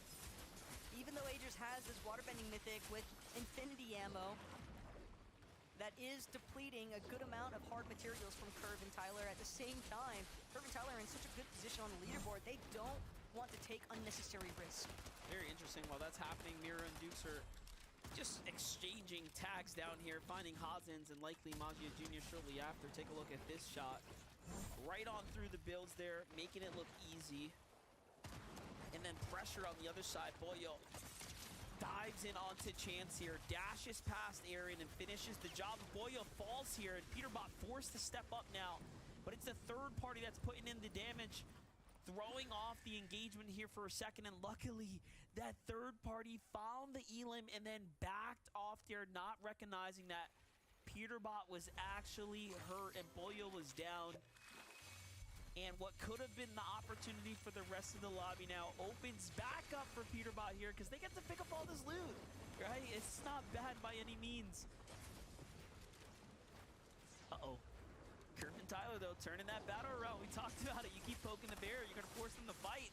And Agers didn't really have a lot of mats. That's why Bugha was down there farming. And look, the tables have turned now as Curve and Tyler have the high ground here. But this just might have to be an all-or-nothing situation. I don't see Curve and Tyler walking away from this one. Curve and Tyler, we're just trying to fend their position. But now it seems as though they might actually have a chance to shut down Bugha and Agers. Instead, though, Flowberry Fizz just going to scale up Mount Olympus, maybe recognizing the fact that there's just not enough materials for them to want to extend this fight any further. Not to mention, Curve having just spotted out another team being Sphinx and Threads directly underneath the building for fighting Zeus inside of Mount Olympus. This could be a really tough spot now for Curve and Tyler to actually rotate out of. They've drawn some attention, some very unwanted attention at that. And all the while, Bugha and Agers, they seem like they might be a little bit better off than where Curve and Tyler are currently at, but for the most part, Curve and Tyler are completely stuck. Yeah, there's a team there in the distance. You saw them trying to tag them up, just didn't work out. Agers is gonna get knocked here to the storm, and I mean, you know Curve and Tyler are gonna be seeing this. They're gonna be reading the situation, and they do end up tracking him down and find and sideline Bugha back to the lobby. Another huge point swing here now for Curve and Tyler, just cushioning their situation here on the standings as they are slowly but surely maintaining a solidified position amongst the top 5 right now. You love to see new teams finding their opportunities and chances here on the FNCS stage. Yeah, but for Bugha and Agers, you got to be careful what you're wishing for. They wanted that fight earlier on. They got it, but not in the way that they had been intending. Muzz, Paper also trying to extend their engagement up against the likes of Raze and Curly. Curly getting lit up, half shield already. Muzz, Paper just barreling down on the front side of these walls. Muzz now gonna split his direction just a little bit, side by side now with Paper. Trying to see if he can get another line of sight established to take down either Raze or Curly. But they're just pushing this duo even further back, suppressing them inside of their own builds. You gotta be quick about it. Muzz very, very smart. Holding the cone there gives you full visibility, recognizing that the team was changing layers there. And just playing super smart with the angles there. This is why Muzz is an exceptional player in these types of situations. And although they have 0 mats, I mean, still very, very much dangerous as you're seeing this fight play out here. But the biggest danger, I'd say, is TK, who's lurking right behind them, waiting for his opportunity to pounce out. Oh, but this could be tragic for Paper. Health absolutely depleted at this point. Fortunately enough, Muzz did have one final medkit to spare. But now that leaves Muzz with a Soul Banana as his resource for white HP. Kind of just crouch walking around currently. Here at Restored Reels, TK still lingering. Hasn't had a chance yet to try and rotate out, but Muzz and Paper, they really just want an opportunity to try and refarm some of their materials, and one more team gonna join the mix here as well, Cease and Jack. This might be a little clash of titans here. Epic Whale Clicks versus Kanata. And Cooper down low, team up in the distance. Clicks missing these very, very important tags right here for Epic Whale. Needed that damage right there. Fortunately, not going to alleviate the pressure from that team, but they don't want to peek for too long. Meanwhile, Cooper and Kanata, much different conversation for their loadout. Their situation in this tournament is spectacular right here, all things considering.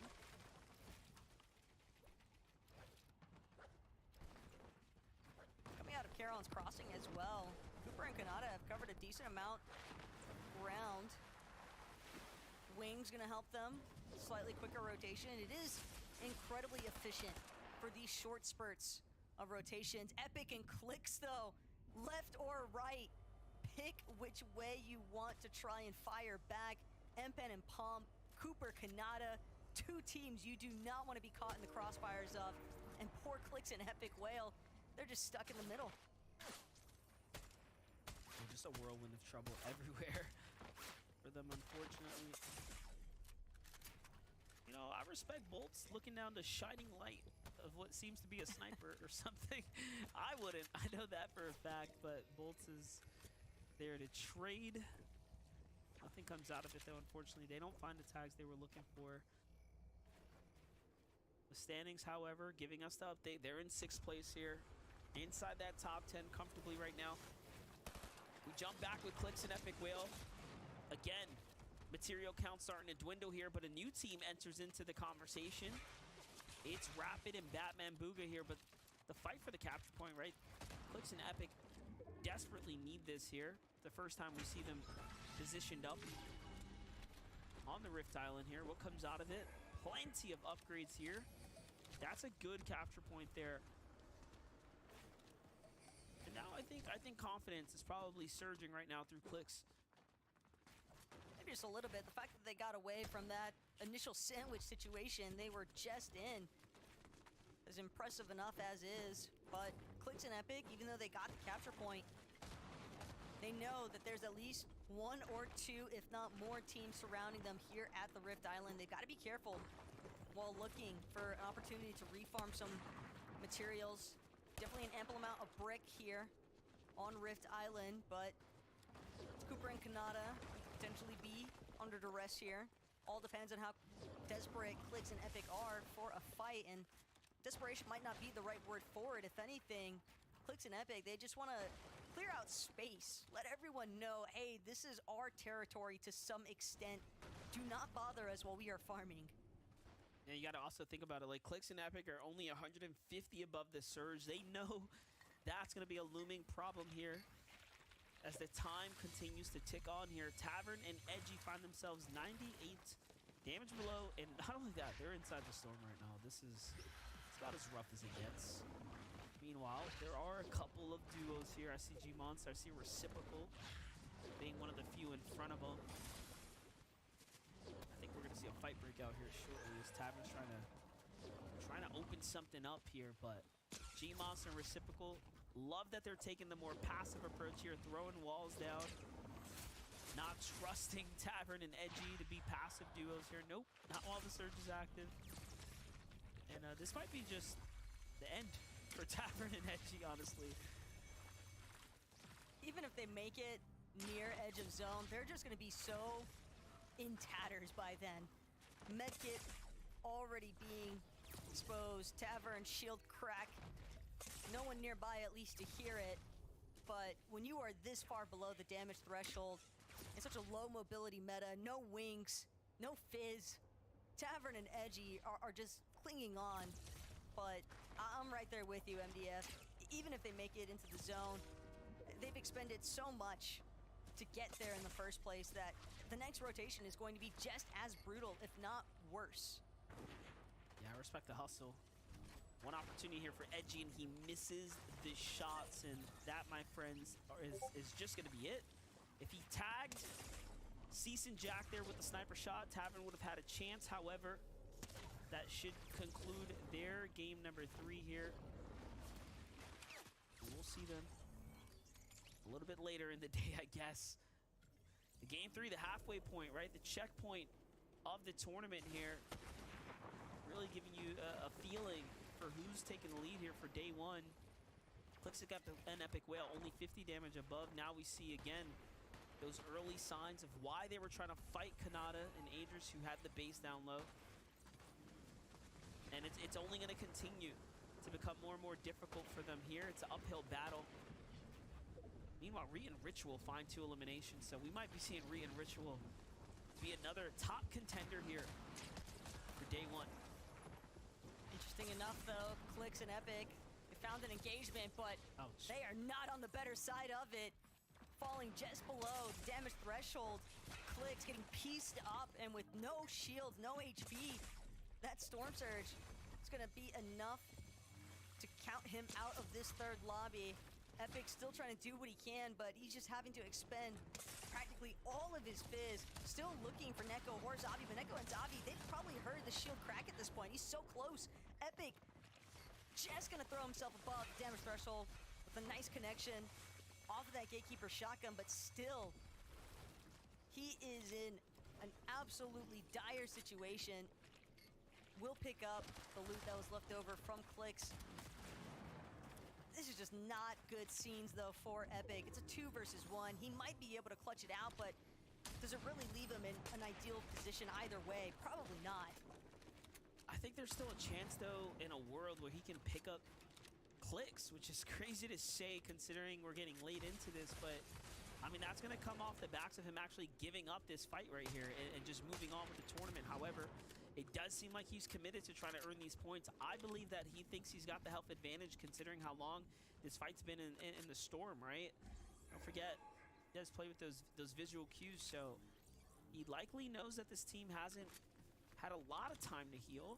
He's found a lot of tags, and look, yeah, he's still keeping the pressure on Neko here, not letting them just slip away for free. And as he plays passively, though, the damage is starting to go back and forth. Don't forget, while he is waiting idly, other teams are likely fighting right now still. Given the circumstances in there, the Storm ends up knocking one of the 2 players. But there's no way he could track him, right? Like, he's finding a needle in a haystack at this point, trying to figure out where the body was dropped. It was Zavi and Neko taking the launch pad to try and escape, because they have such a long rotate to make, but there's the reason why this is so difficult for Epic is even with those 3 medkits, the odds of bringing Clix back into this one here in 7th zone, and that's if he can even deal with some of the congestion that's sort of pooling on the edge of this next zone. Epic is doing everything in his power to try and play for placement points, but it is an incredibly difficult situation to make a comeback from. Teams like Kanata and Cooper that were on top of that Rift Island, they rotated so much sooner. Good connection, though, from Epic. That's the damage he needed. Puts him in a slightly more comfortable position here at 195 above now. And not only that, just opens up a 2v2 down low between Acorn Cold and those duos that were tagged up right there. I'm sure Acorn and Cold heard the shield crack onto Not Braden and tried to capitalize. Nothing came out of it, though, unfortunately. You can see they are looking worse for wears right now after this rotation here. Npen with the surge above him, sitting on top of Epic Whale's base. Can Epic Whale find the refresher here? He likely will. The tag was good, but shots come in from the side, and Acorn snipes up the elimination right there, and he's contemplating if whether or not jumping in for the loot is worth it, but there's no heals there. And instead, shot from behind. No, Cold opened the wrong wall, exposing his duo mate there for a second. A misjudgment, if you will. It's going to cost him the game there. To be fair, though, Acorn was peeking for a long time at a fairly exposed wall, so whether it was the front or the back, he was bound to draw the wrong sort of attention from that position. Good stuff, though, out of Ritual and Reet as they pick up an elimination onto Chimp. Ritual as well. Frostmon, 0 opportunities to get that next rotate off. And tuning right back into Mixon and Paco, who have been cleaned up inside of the elimination feed. That's definitely going to put a bit of a damper on their top leaderboard run, as now other teams have a real opportunity to catch up. Dukes, Miro, absolutely obliterated at the same time. But that's just some of the power that Iamzo and Rise can bring to the table.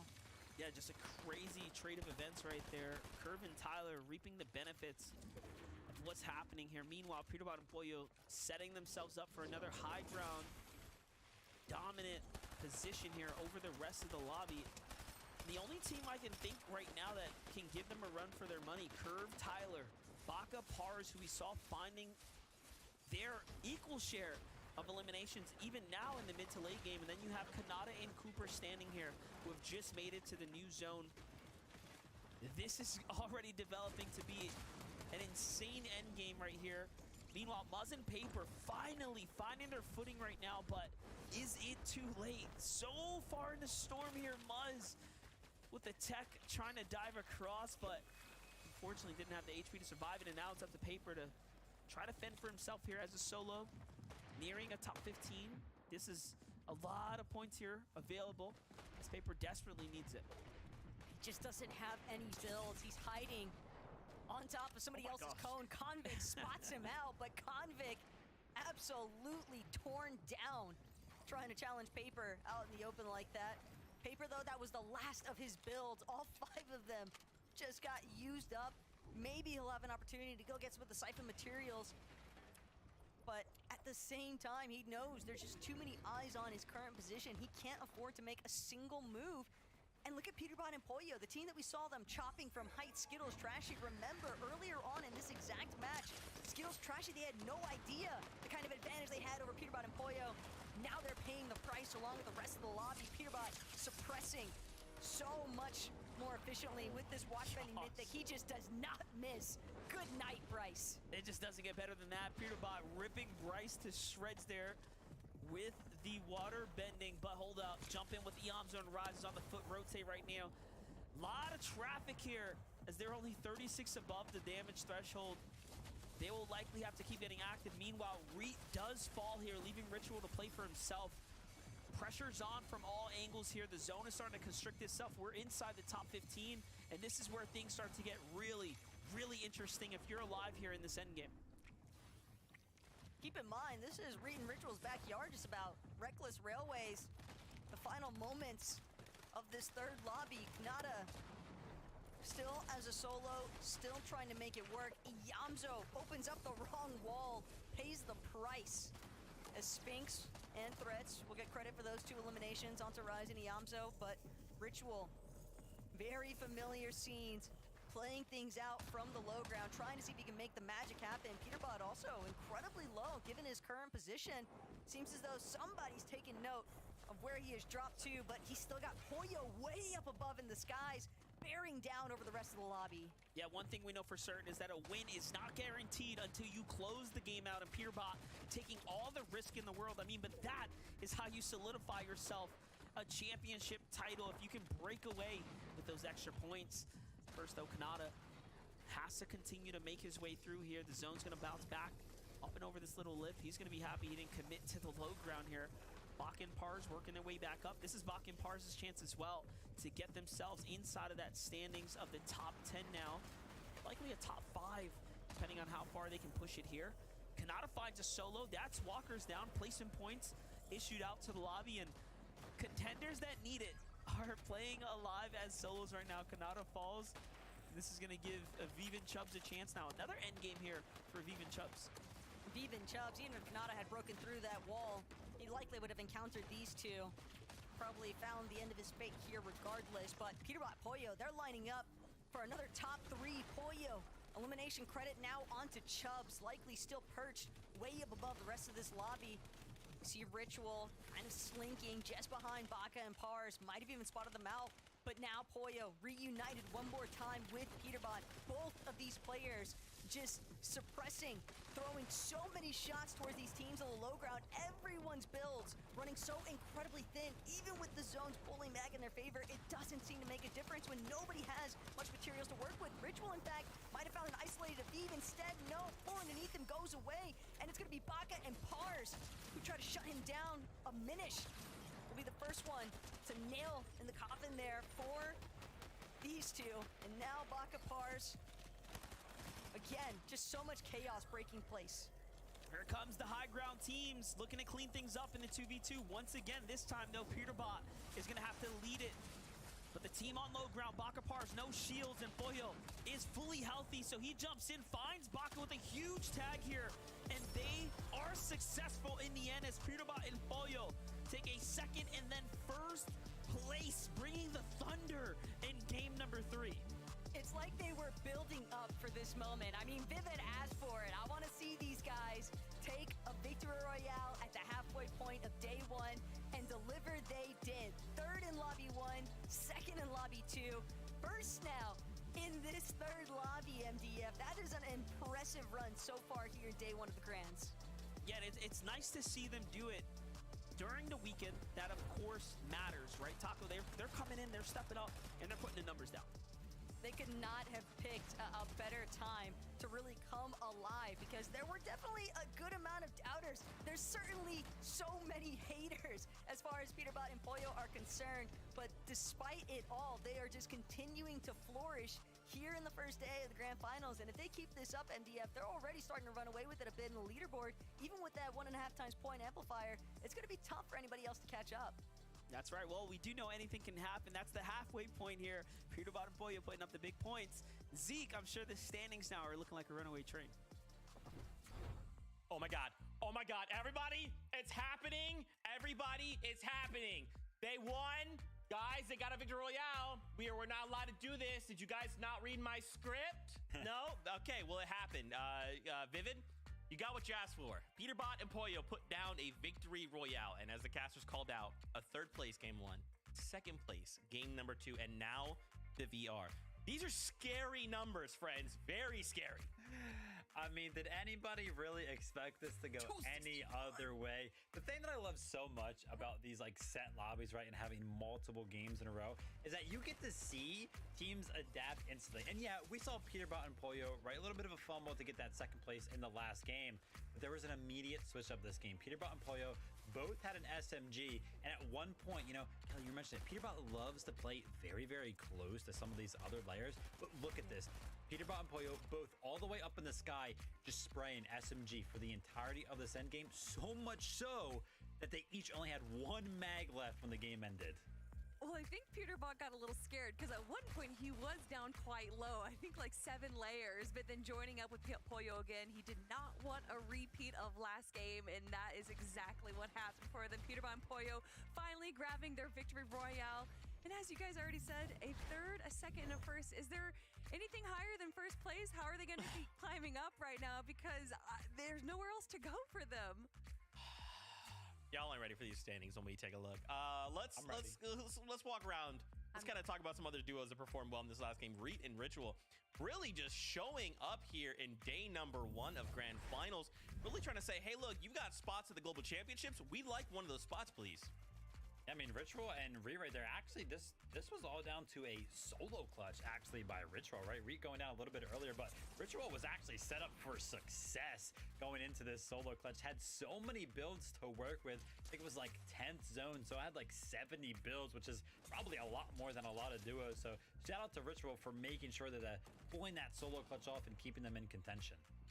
And Ritual definitely was in a position to go even farther. He was set up so well, even as a solo player in the end game. But in the final moments, he was literally pinched between this moment right here of Vive down below and then Ibaka and Pars right below him as well. There's only so much you can do. And then, of course, KM right there. Like, what are you going to do when it's a 1v4? It's just impossible to win that. But still, in second place, they're having a great showing. But, see, Hey, it's only 3 games in, and there is almost a 100-point lead. guys, I'm not good at math, but yeah, that looks like it's basically a 100-point lead, like Kelly pointed out. Thank you for figuring that out for me, Kelly. I couldn't figure it out myself. You're welcome. Very bad at math. Guys, it's going down. Peterbot and Pollo are truly online. We need to slow them down as quickly as possible. Yeah, Zeke, how do you do that? How exactly do you do that? I'm gonna have to write a new script. I hope that everyone decides to look at it. I really don't know. Now, of course, these guys are going crazy. We got to highlight some of the other duos there that we saw. In 5th place, we saw Bach and Pars. Also, cleaning up that low ground as well. Remember, even if they're not necessarily playing for the Axe of Champions, who apparently Peterbot and Pollo are 100 points of everybody else, but there's still spots in the Global Championships on the line, and these guys are looking real good right now. Yeah, and listen, the crazy thing about Baka and Pars is that they held high ground for a total of 10 minutes during semis, which is actually the most out of NA, right? But yeah, Peterbot and Pollo are going to be in every single one of these games, so they gotta switch up the strategy. And the fact that they kind of pulled off a great performance from the low ground has me feeling pretty good about their performance. Listen, there's a reason why at the top of show we said, okay, here's the winning package of Peterbot and Pollo, and then here's the rest of the teams we think are going to get top 3. I don't think, I shouldn't say this, but I don't think a lot of teams are going to be going for that first place spot. I think they all know that it's Peterbot and Pollo. We've said this word throughout the last 4 weeks, that it is all about how they have conditioned the rest of the lobby, and we can see that there's been 0 high takes when they're on high ground. And yes, they have gone down, and they kind of, you know, lost the 1v2, but that was due to low ground just getting a better shot on them. Peterbot and Pollo absolutely just have this in the bag right now, so I think especially tomorrow, this is no longer a fight for first, this is a fight for top 3. I mean, look, you know, it's possible. We've seen Peterbot and Pollo kind of like slip up, right, in semifinals. It's happened, but especially with that multiplier, Kelly, if they just do this a couple more times, especially tomorrow, yeah, it's very hard to like assume mathematically anyone can keep up. And they had a great performance in Major 1 day 1. They ended up the day in 5th place, but day 2 is really where they shine. They got 2nd place overall, so showcasing that they are potentially a day 2 team as well is going to multiply just how dominant they are on the leaderboard. Got to see one of these teams kind of take it to them on the high ground. We talked about Yamzo and Rise. We thought that they could potentially do it, but off spawn contention. Surprise con over there for them. Maybe just securing it for Peterbot and Pollo. Only 3 games left to go here. Will this Rise continue to just escalate? Will we see these set of standings go that much wider? Let's find out together as Game 4 kicks off of the competition here from the FNCS Grand Finals. Well, one thing's for certain is that it's not over until it's over, right, Taco? With the first 3 games wrapping up here, and we're seeing the points start to look pretty favorably for some up at the top. It doesn't mean that other teams can't start to close that gap. Look, it's hard not to be a little bit more realistic, though, about the situation. What Peterbot and Pollo are currently doing here in NA Grands Major 2 is just a phenomenal start. It's actually Peterbot's best ever performance as well, as far as Grand Finals are concerned in any FNCS that he's played in. So if he can just keep this momentum going that they seem to have built up here in match number 4, things could start to get really sticky for everyone else.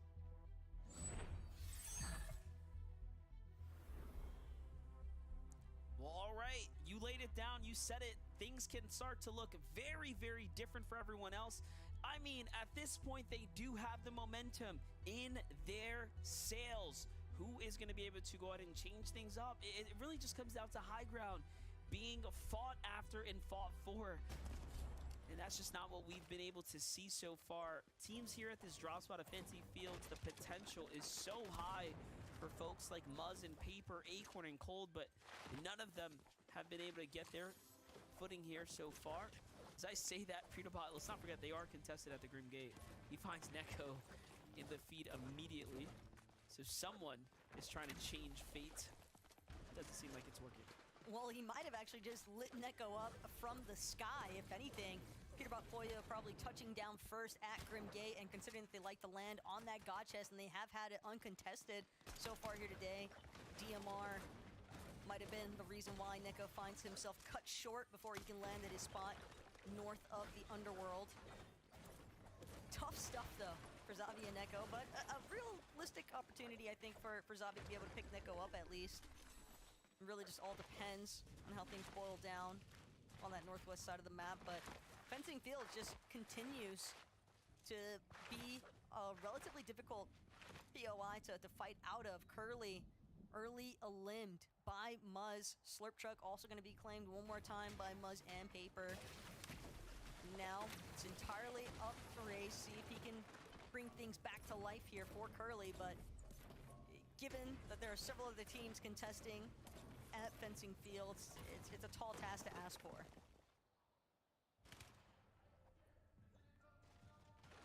Looks like we got a little fight breaking out here between Cease, Jack, and Bacon.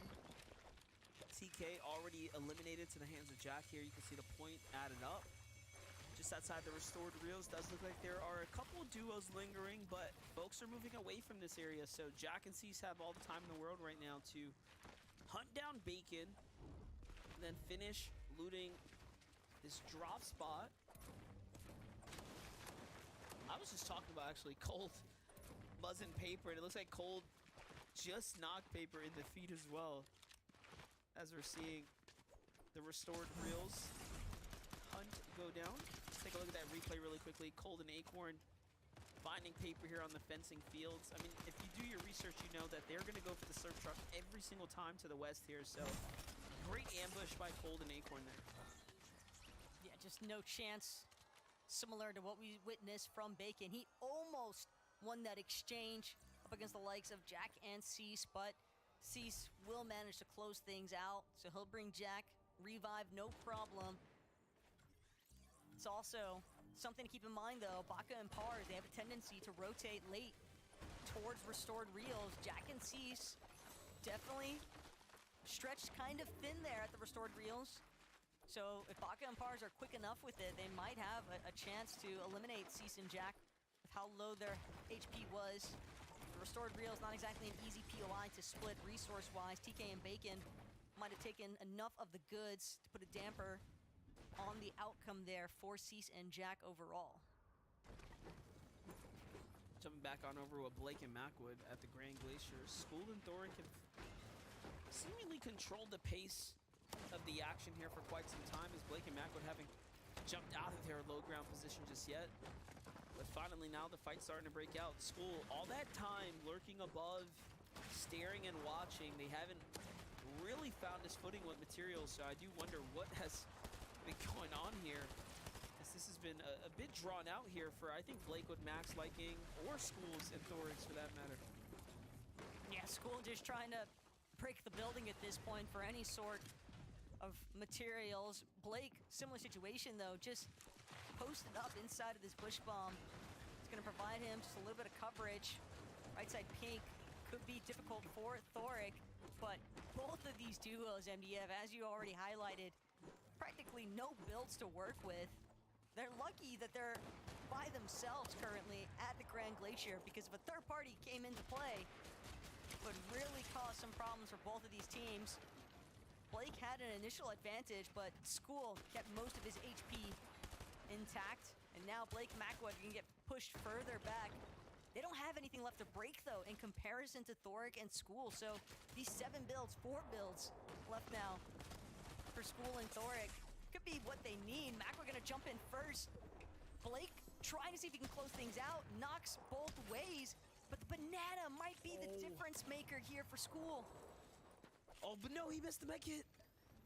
He gets back just in time with the med kit. This is going to be a full reset for both sides. Games, School here trying to pop the minute he does that. He does have the mats as well, gets his elimination. Now he's got the additional siphon material here as well, and Blake has all the pressure on right here.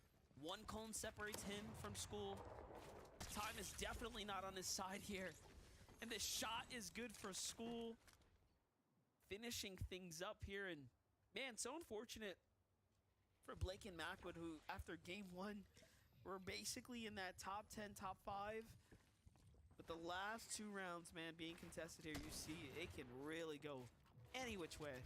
Might have just been a temporary victory, though, for Thoric, considering that we saw Chimp and Scissor closing in on their position at Grand Glacier. Miro now a little bit beat up. trying to win this exchange in the 1 versus 2. Sigma's going to be the first to get knocked. Miro making sure that he goes to the full elimination. Decay trying to do what he can to stop that from happening. And sure enough, Miro, he just doesn't have enough HP to want to directly challenge any further. Will find a banana, though. Good looks by Dukes. But Decay, just such a distinct health advantage. He's going in for the immediate pressure.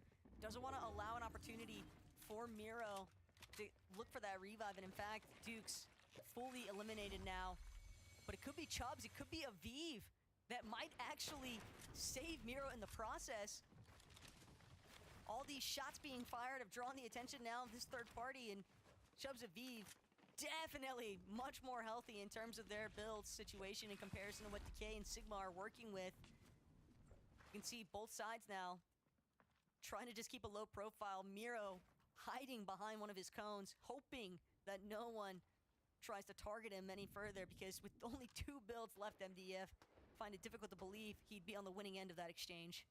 Yeah, everyone bouncing out of the location now, so it ends up working out. Miro still keeping high guard, though, not trusting the situation at all. Meanwhile, we jump in with Tyler and Curve, who have just been that underdog team. Popping off today, overall. Great performances, consistency has been there for them, and if nothing else, I'm sure they realize that they have everything that it takes to be a top caliber duo, even in the likes of an FNCS lobby with these types of players. So far, so good right now. Shots coming in though. Hold on, that's double trouble for the tags here. Bit of a normally setback.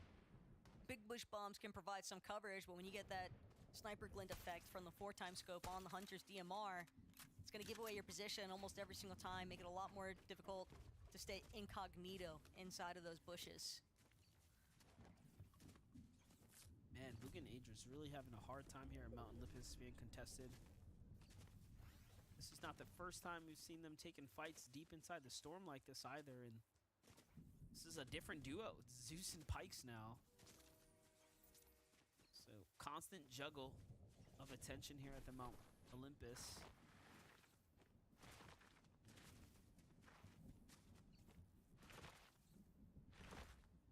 For Bugha and Agers, though, it's almost a surprise to see them not eliminating Zeus and Pikes, because those have been the 2 most consistent elims that they've been able to acquire all throughout today so far. Peterbot Pollo, though, they just want to keep their run going strong. And it starts here, potentially, with Thatch and Walkers. Peterbot will be the first to disengage, though. Pollo right next to him. A little bit of bush coverage, but it's only because Peterbot and Pollo, they've spotted out a team that they'd rather take their chances with instead. Larson and Oliver OG could be caught in the mix here now. But Peterbot and Pollo, they're trying to be smart about it. They know that they have some heat coming from up above. They don't want to put themselves in an easy-to-eliminate position. Yeah, I think that's really the reason they gave up this outer edge. The zone revealed itself, and they're like, yeah, no reason for us to stay back here. Let's get a little bit more center. Oliver OG and Larson mindfully are inside the top 10 as well. This is about, I think, the best we've seen Oliver OG perform at the FNCS stage as well. So continuing the pace right now. A lot of teams putting up big numbers for their own personal records. Are concerned. What's happening over here, though? Sigma and Decay finding those 2 elims finally on the edge of the zone, so things come in full circle for them. Even though they had once backed off from eliminating Miro, it seems as though they were still lurking, trying to prevent Miro from getting that reboot off onto Dukes.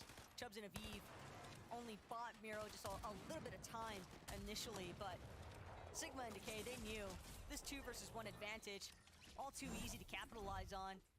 They wanted the extra elimination points as well, and they're sure to secure them in lobby number 4, but they still have quite the journey to make. They are pretty far north compared to some of these other teams that are already getting much better positioning inside of the zone. Aaron and Chance going toe-to-toe against Seek and Dash right now. On the other side, Seek and Dash have been playing quite quite a couple of good games of Fortnite, if I do say so myself here, coming out of the first 3, racking up 120 points, but Aaron and Chance haven't been doing too bad themselves as they're inside that top 20. And, you know, Ritual has already really flexed and shown us that it only takes one monstrous pop-off game and all of a sudden you are in the conversation. So this is really anyone's opportunity still. Hold up. Big pressure coming in, Seek and Dash having to slow things down for a second, really situate themselves here. Little did they know there's a lot more than just the team they were fighting. If you look at the map, quite a few have already slid on by, so this is it's definitely getting a bit interesting here. Sometimes all it takes is one really strong placing game to be in that conversation for the top spots of the leaderboard MDF, but as far as Seek and Dash are concerned, they've got a lot of ground to make up for, both in terms of materials and resources, if they want to have that pop-off game, because those loadouts were definitely not in an ideal situation in the slightest.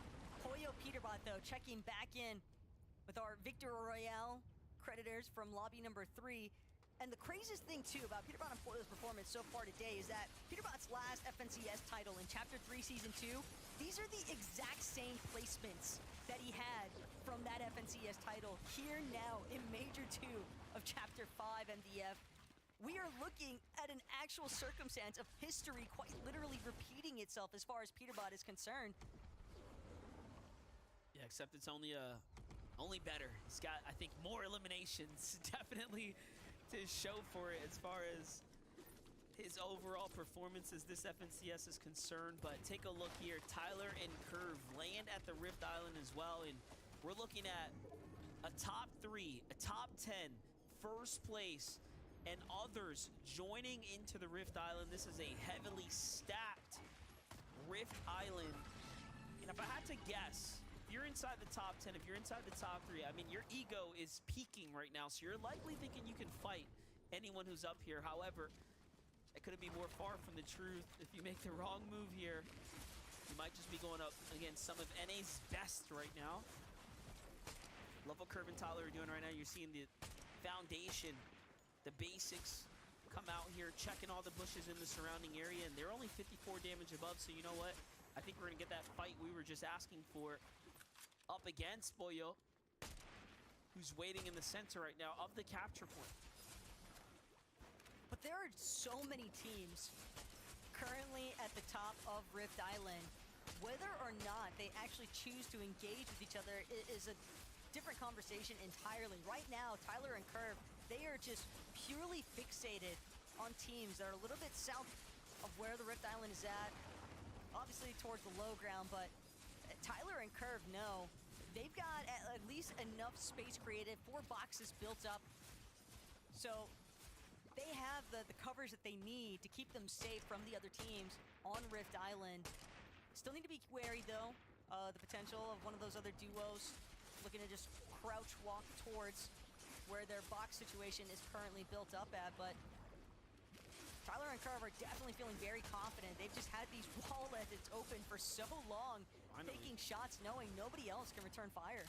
Yeah, that's huge right there. He finally gets a tag. You know, I was wondering if Tyler and Curve were ever going to find some damage here, as they've had a lot of opportunities, and I'm not seeing enough numbers.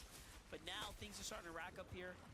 Tyler and Curve finding their groove, and had they found those 2 tags, they would be very much the next team to fall below the threshold here. So this is an important turn of events for them right now in game number 4 here to keep them relatively comfortable in this game here.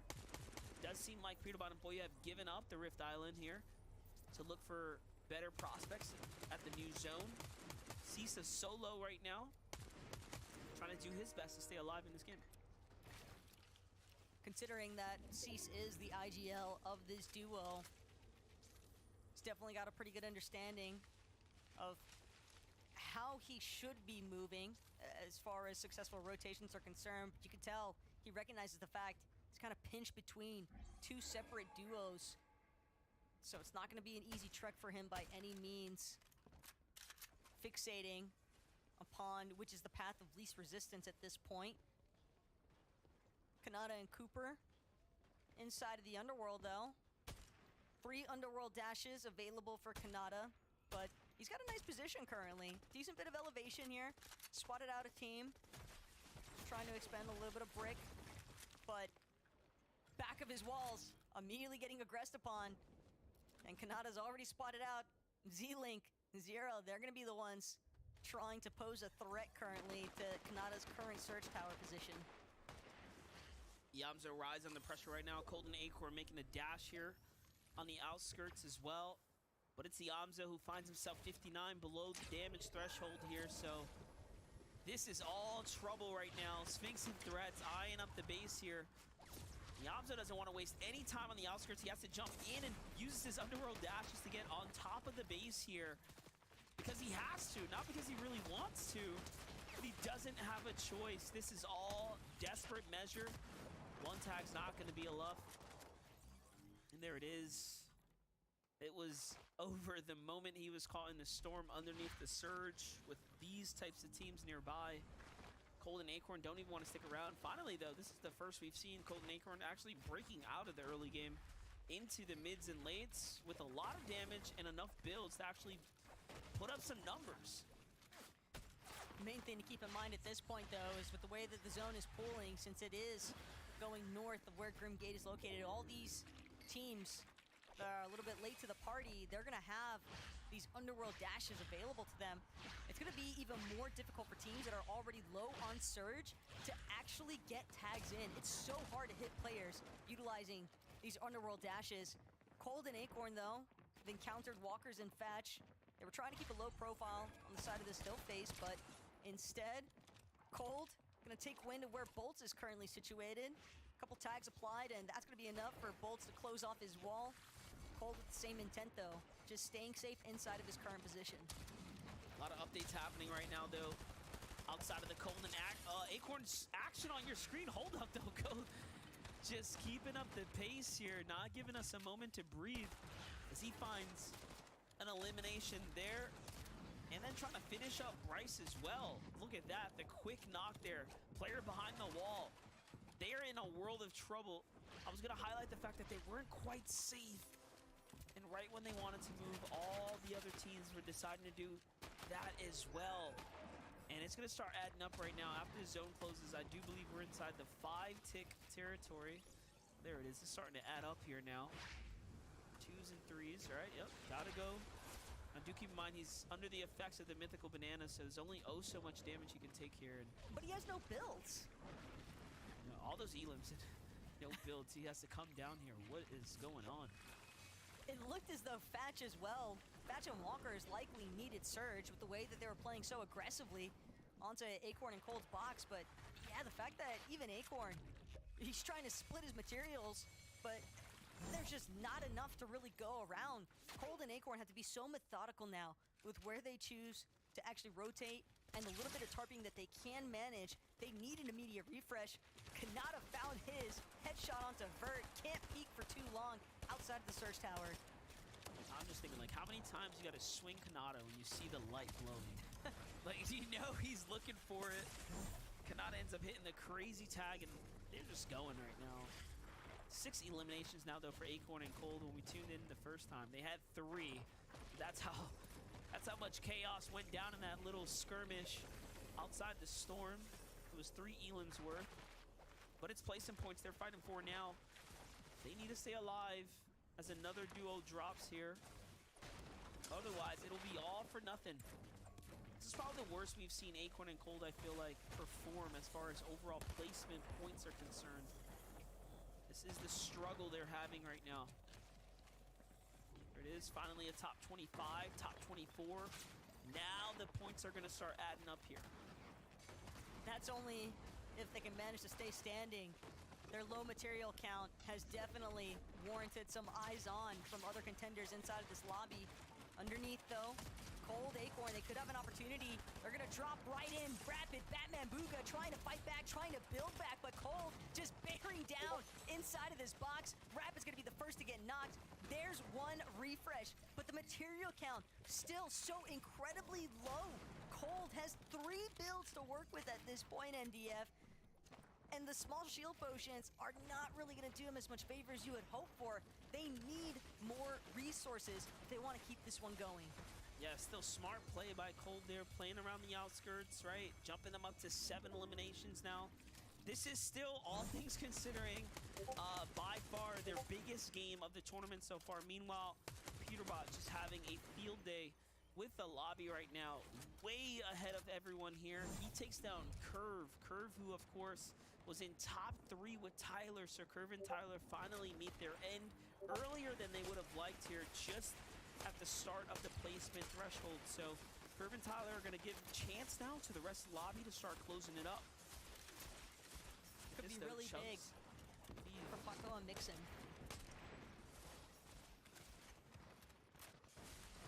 Caught wind of Paco and Mixon playing a little bit more towards the low ground, and as you called out, Curve and Tyler going down.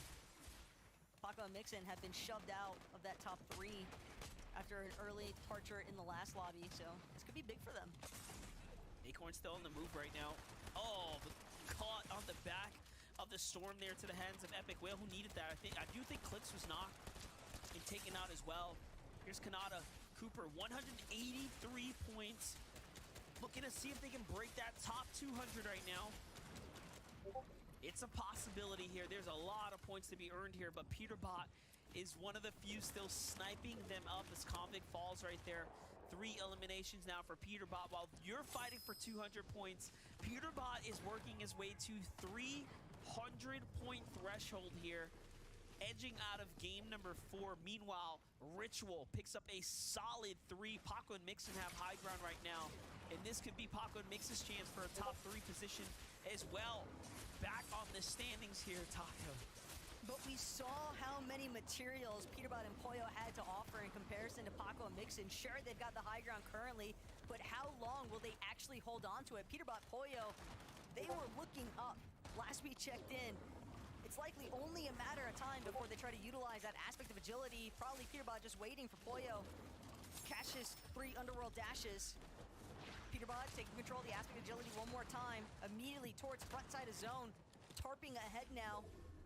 Trying to get his duo back inside of his boxes with him. And sure enough, Pollo will find himself right next to Peterbot yet again. Bushes getting lit up. Oliver OG dropped immediately. That Mythic Gatekeeper just putting in work right now. And Peterbot still not done. Wants Larson along with it.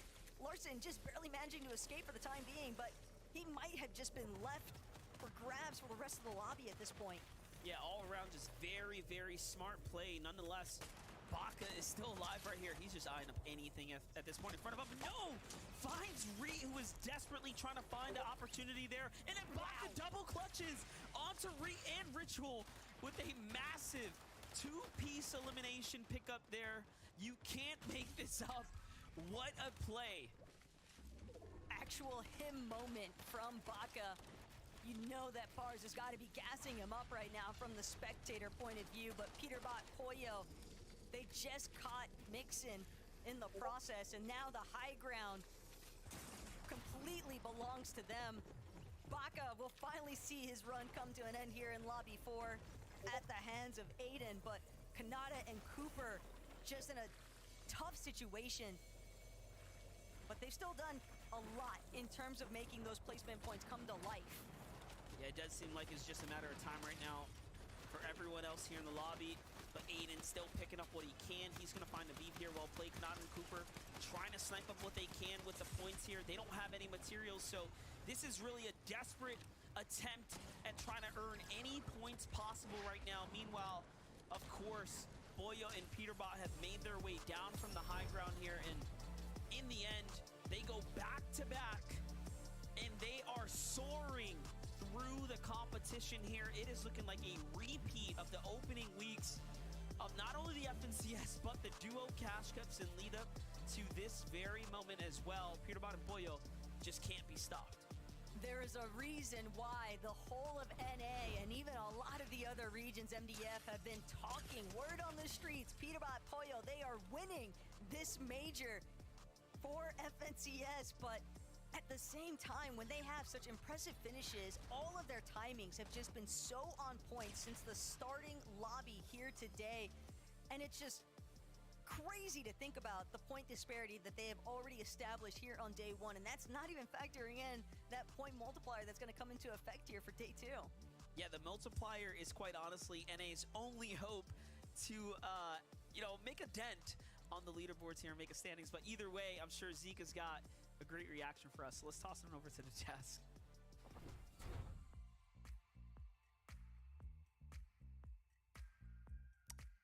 What do you want me to say? What can you say? What can I? What can I say in this situation? If you're just tuning in, and maybe this is like your first time watching Fortnite, I'm so happy that you're here. Thank you for hanging out with us. These guys, Peterbot and Pollo, I want you to burn them into your mind. We have been talking about these guys all major long, based off of their cash cut performances leading into open qualifiers, into semifinals. Here, where the hardest stage of the competition, Vivid, the hardest competition, the hardest part of this competition, and yet, we're at 350 points after 4 games. What do I say? Listen, this is why people were saying weeks ago, let's not even do the FNCS. let's just not even do it. We know who's gonna win. And after 4 games, I think everybody is kind of understanding where those opinions were coming from. Guys, 354 points is what Peterbot and Pollo currently have. The amount of points, the most points after day 1 last season was 320. Well, there's 2 more games left and they've already beaten it. Do you guys know the record for NA is 384 points? Oh. After day number 1 from Canada.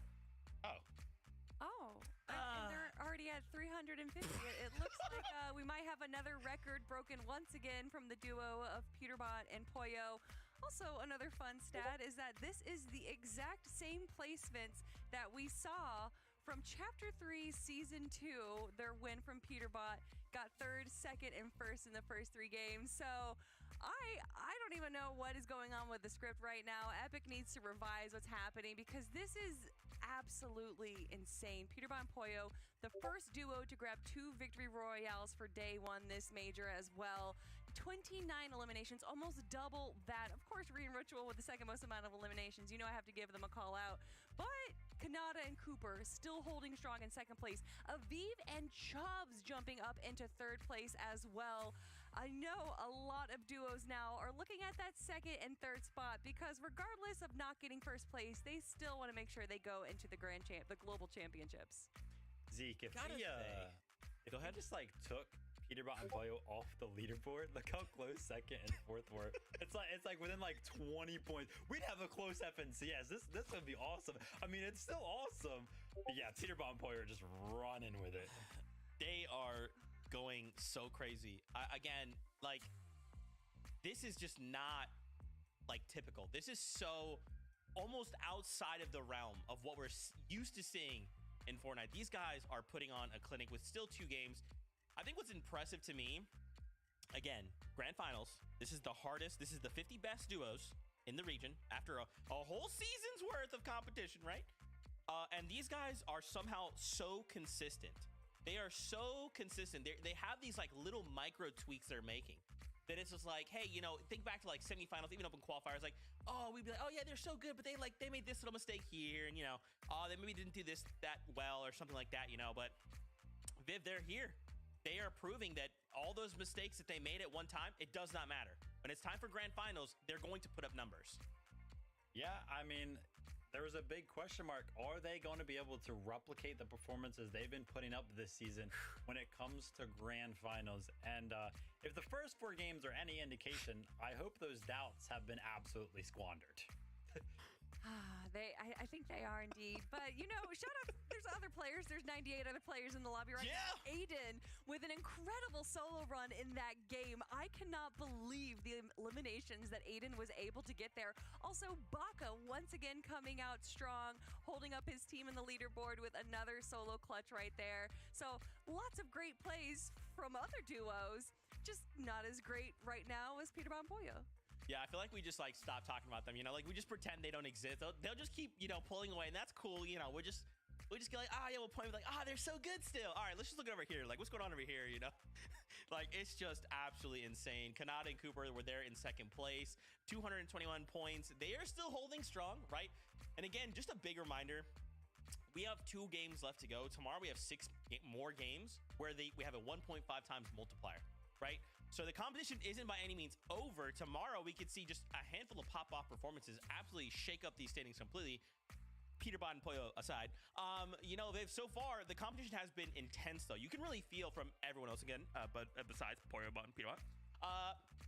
This is a very tough lobby, especially based on the zones we've had, the contestations off spawn. Like, this is a very difficult grand finals.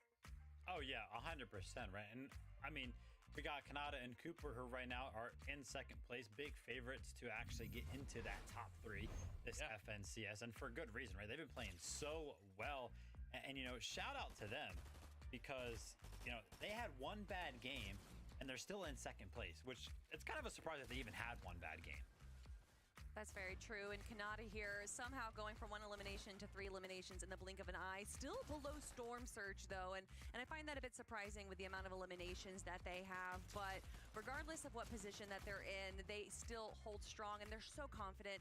If you guys didn't watch the video of Kanata grabbing his first victory royale, he is screaming, "I am such a good IGL. I am the best IGL." And he really is. He's such a smart and collected player that even when they are swimming in the water right here, I still wasn't too sure if they were gonna like go down in 3rd or 4th, but Kanata and Cooper, great performance, sitting in 2nd place.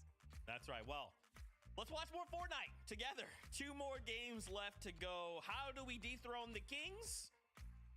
Let's figure that out together. Casters, over to you. Thank you, Zeke. And yeah, I mean, the question is probably not going to get answered today. Let's be honest, the point threshold, the discrepancy is looking pretty incredible here, Taco. However, tomorrow's a new day, and you still have to close out strong to even have a chance, right? A glimmer of hope, if you will. Yeah, but at the same time, considering that Peterbot and Pollo have quite literally had exclusively top 3 finishes all throughout the course of today, if in matches 5 and 6, they're still able to replicate this incredible run that they've accomplished so far, even with the point multiplier, it's going to be tough to catch up, but the battle bus is ready. Game 5 action is on the way.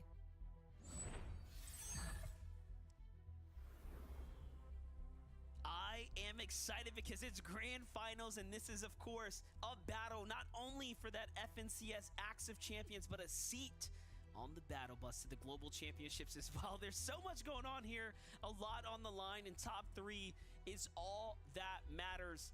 Pollo has been leading the charge right here alongside Peterbot, and you have to give them all of their credit as they've been, you know, landing at the Grim Gate, arguably the strongest POI on the map. You know, they have some interesting players in their vicinity, but, you know, this is just, they haven't been able to give them enough resistance for them to even think about, right, having an issue at any game, at any point in the tournament, right? So I don't know what went differently during the semifinal stages, but whatever they managed to figure out up from then till now is just incredible. It's really just the fact that Jutras and Craze are not giving them any resistance. They're not challenging them. They might be contesting, but it's not technically contesting if you're just going to the fringes of Grim Gate. They're playing for the god chest that lies on the outskirts of Grim Gate. Here at Fencing Fields, though, Krizix and Yasir looking to shut down the hopes of Acorn and Cold. Tough opener here for Acorn and Cold. They've been having a tough day in general to start things off with, but that's just part of the process for the QuadCon that's involved at Fencing Fields. Well, it's not just Acorn and Cold having a hard time. It's Zeus and Pikes running the field as well with Booga and Aegir. So a lot of our notable greats losing to the hands of some of the fresh blood that have, you know, effectively entered into the FNCS by storm this season. Talking about some of our vets. We have Pump and N-Pen right now, sitting comfortably outside the underworld, but they have to be careful as a team here at the drop.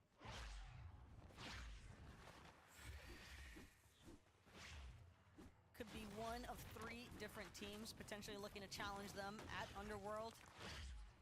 Jiren, Z-Link, Batman Booga, Rapid, Xavi, and Neko. They're the 3 teams that land a little bit further west of where the Underworld is currently situated. So that's primarily who Empen and Pomp have been trying to take note of at the start for some early surge.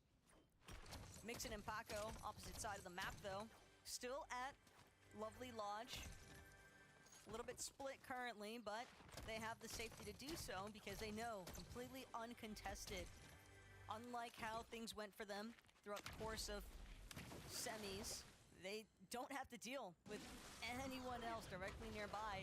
And they've definitely done a great job too at adjusting their surge strategy for it, because we've seen them in numerous endgames so far today.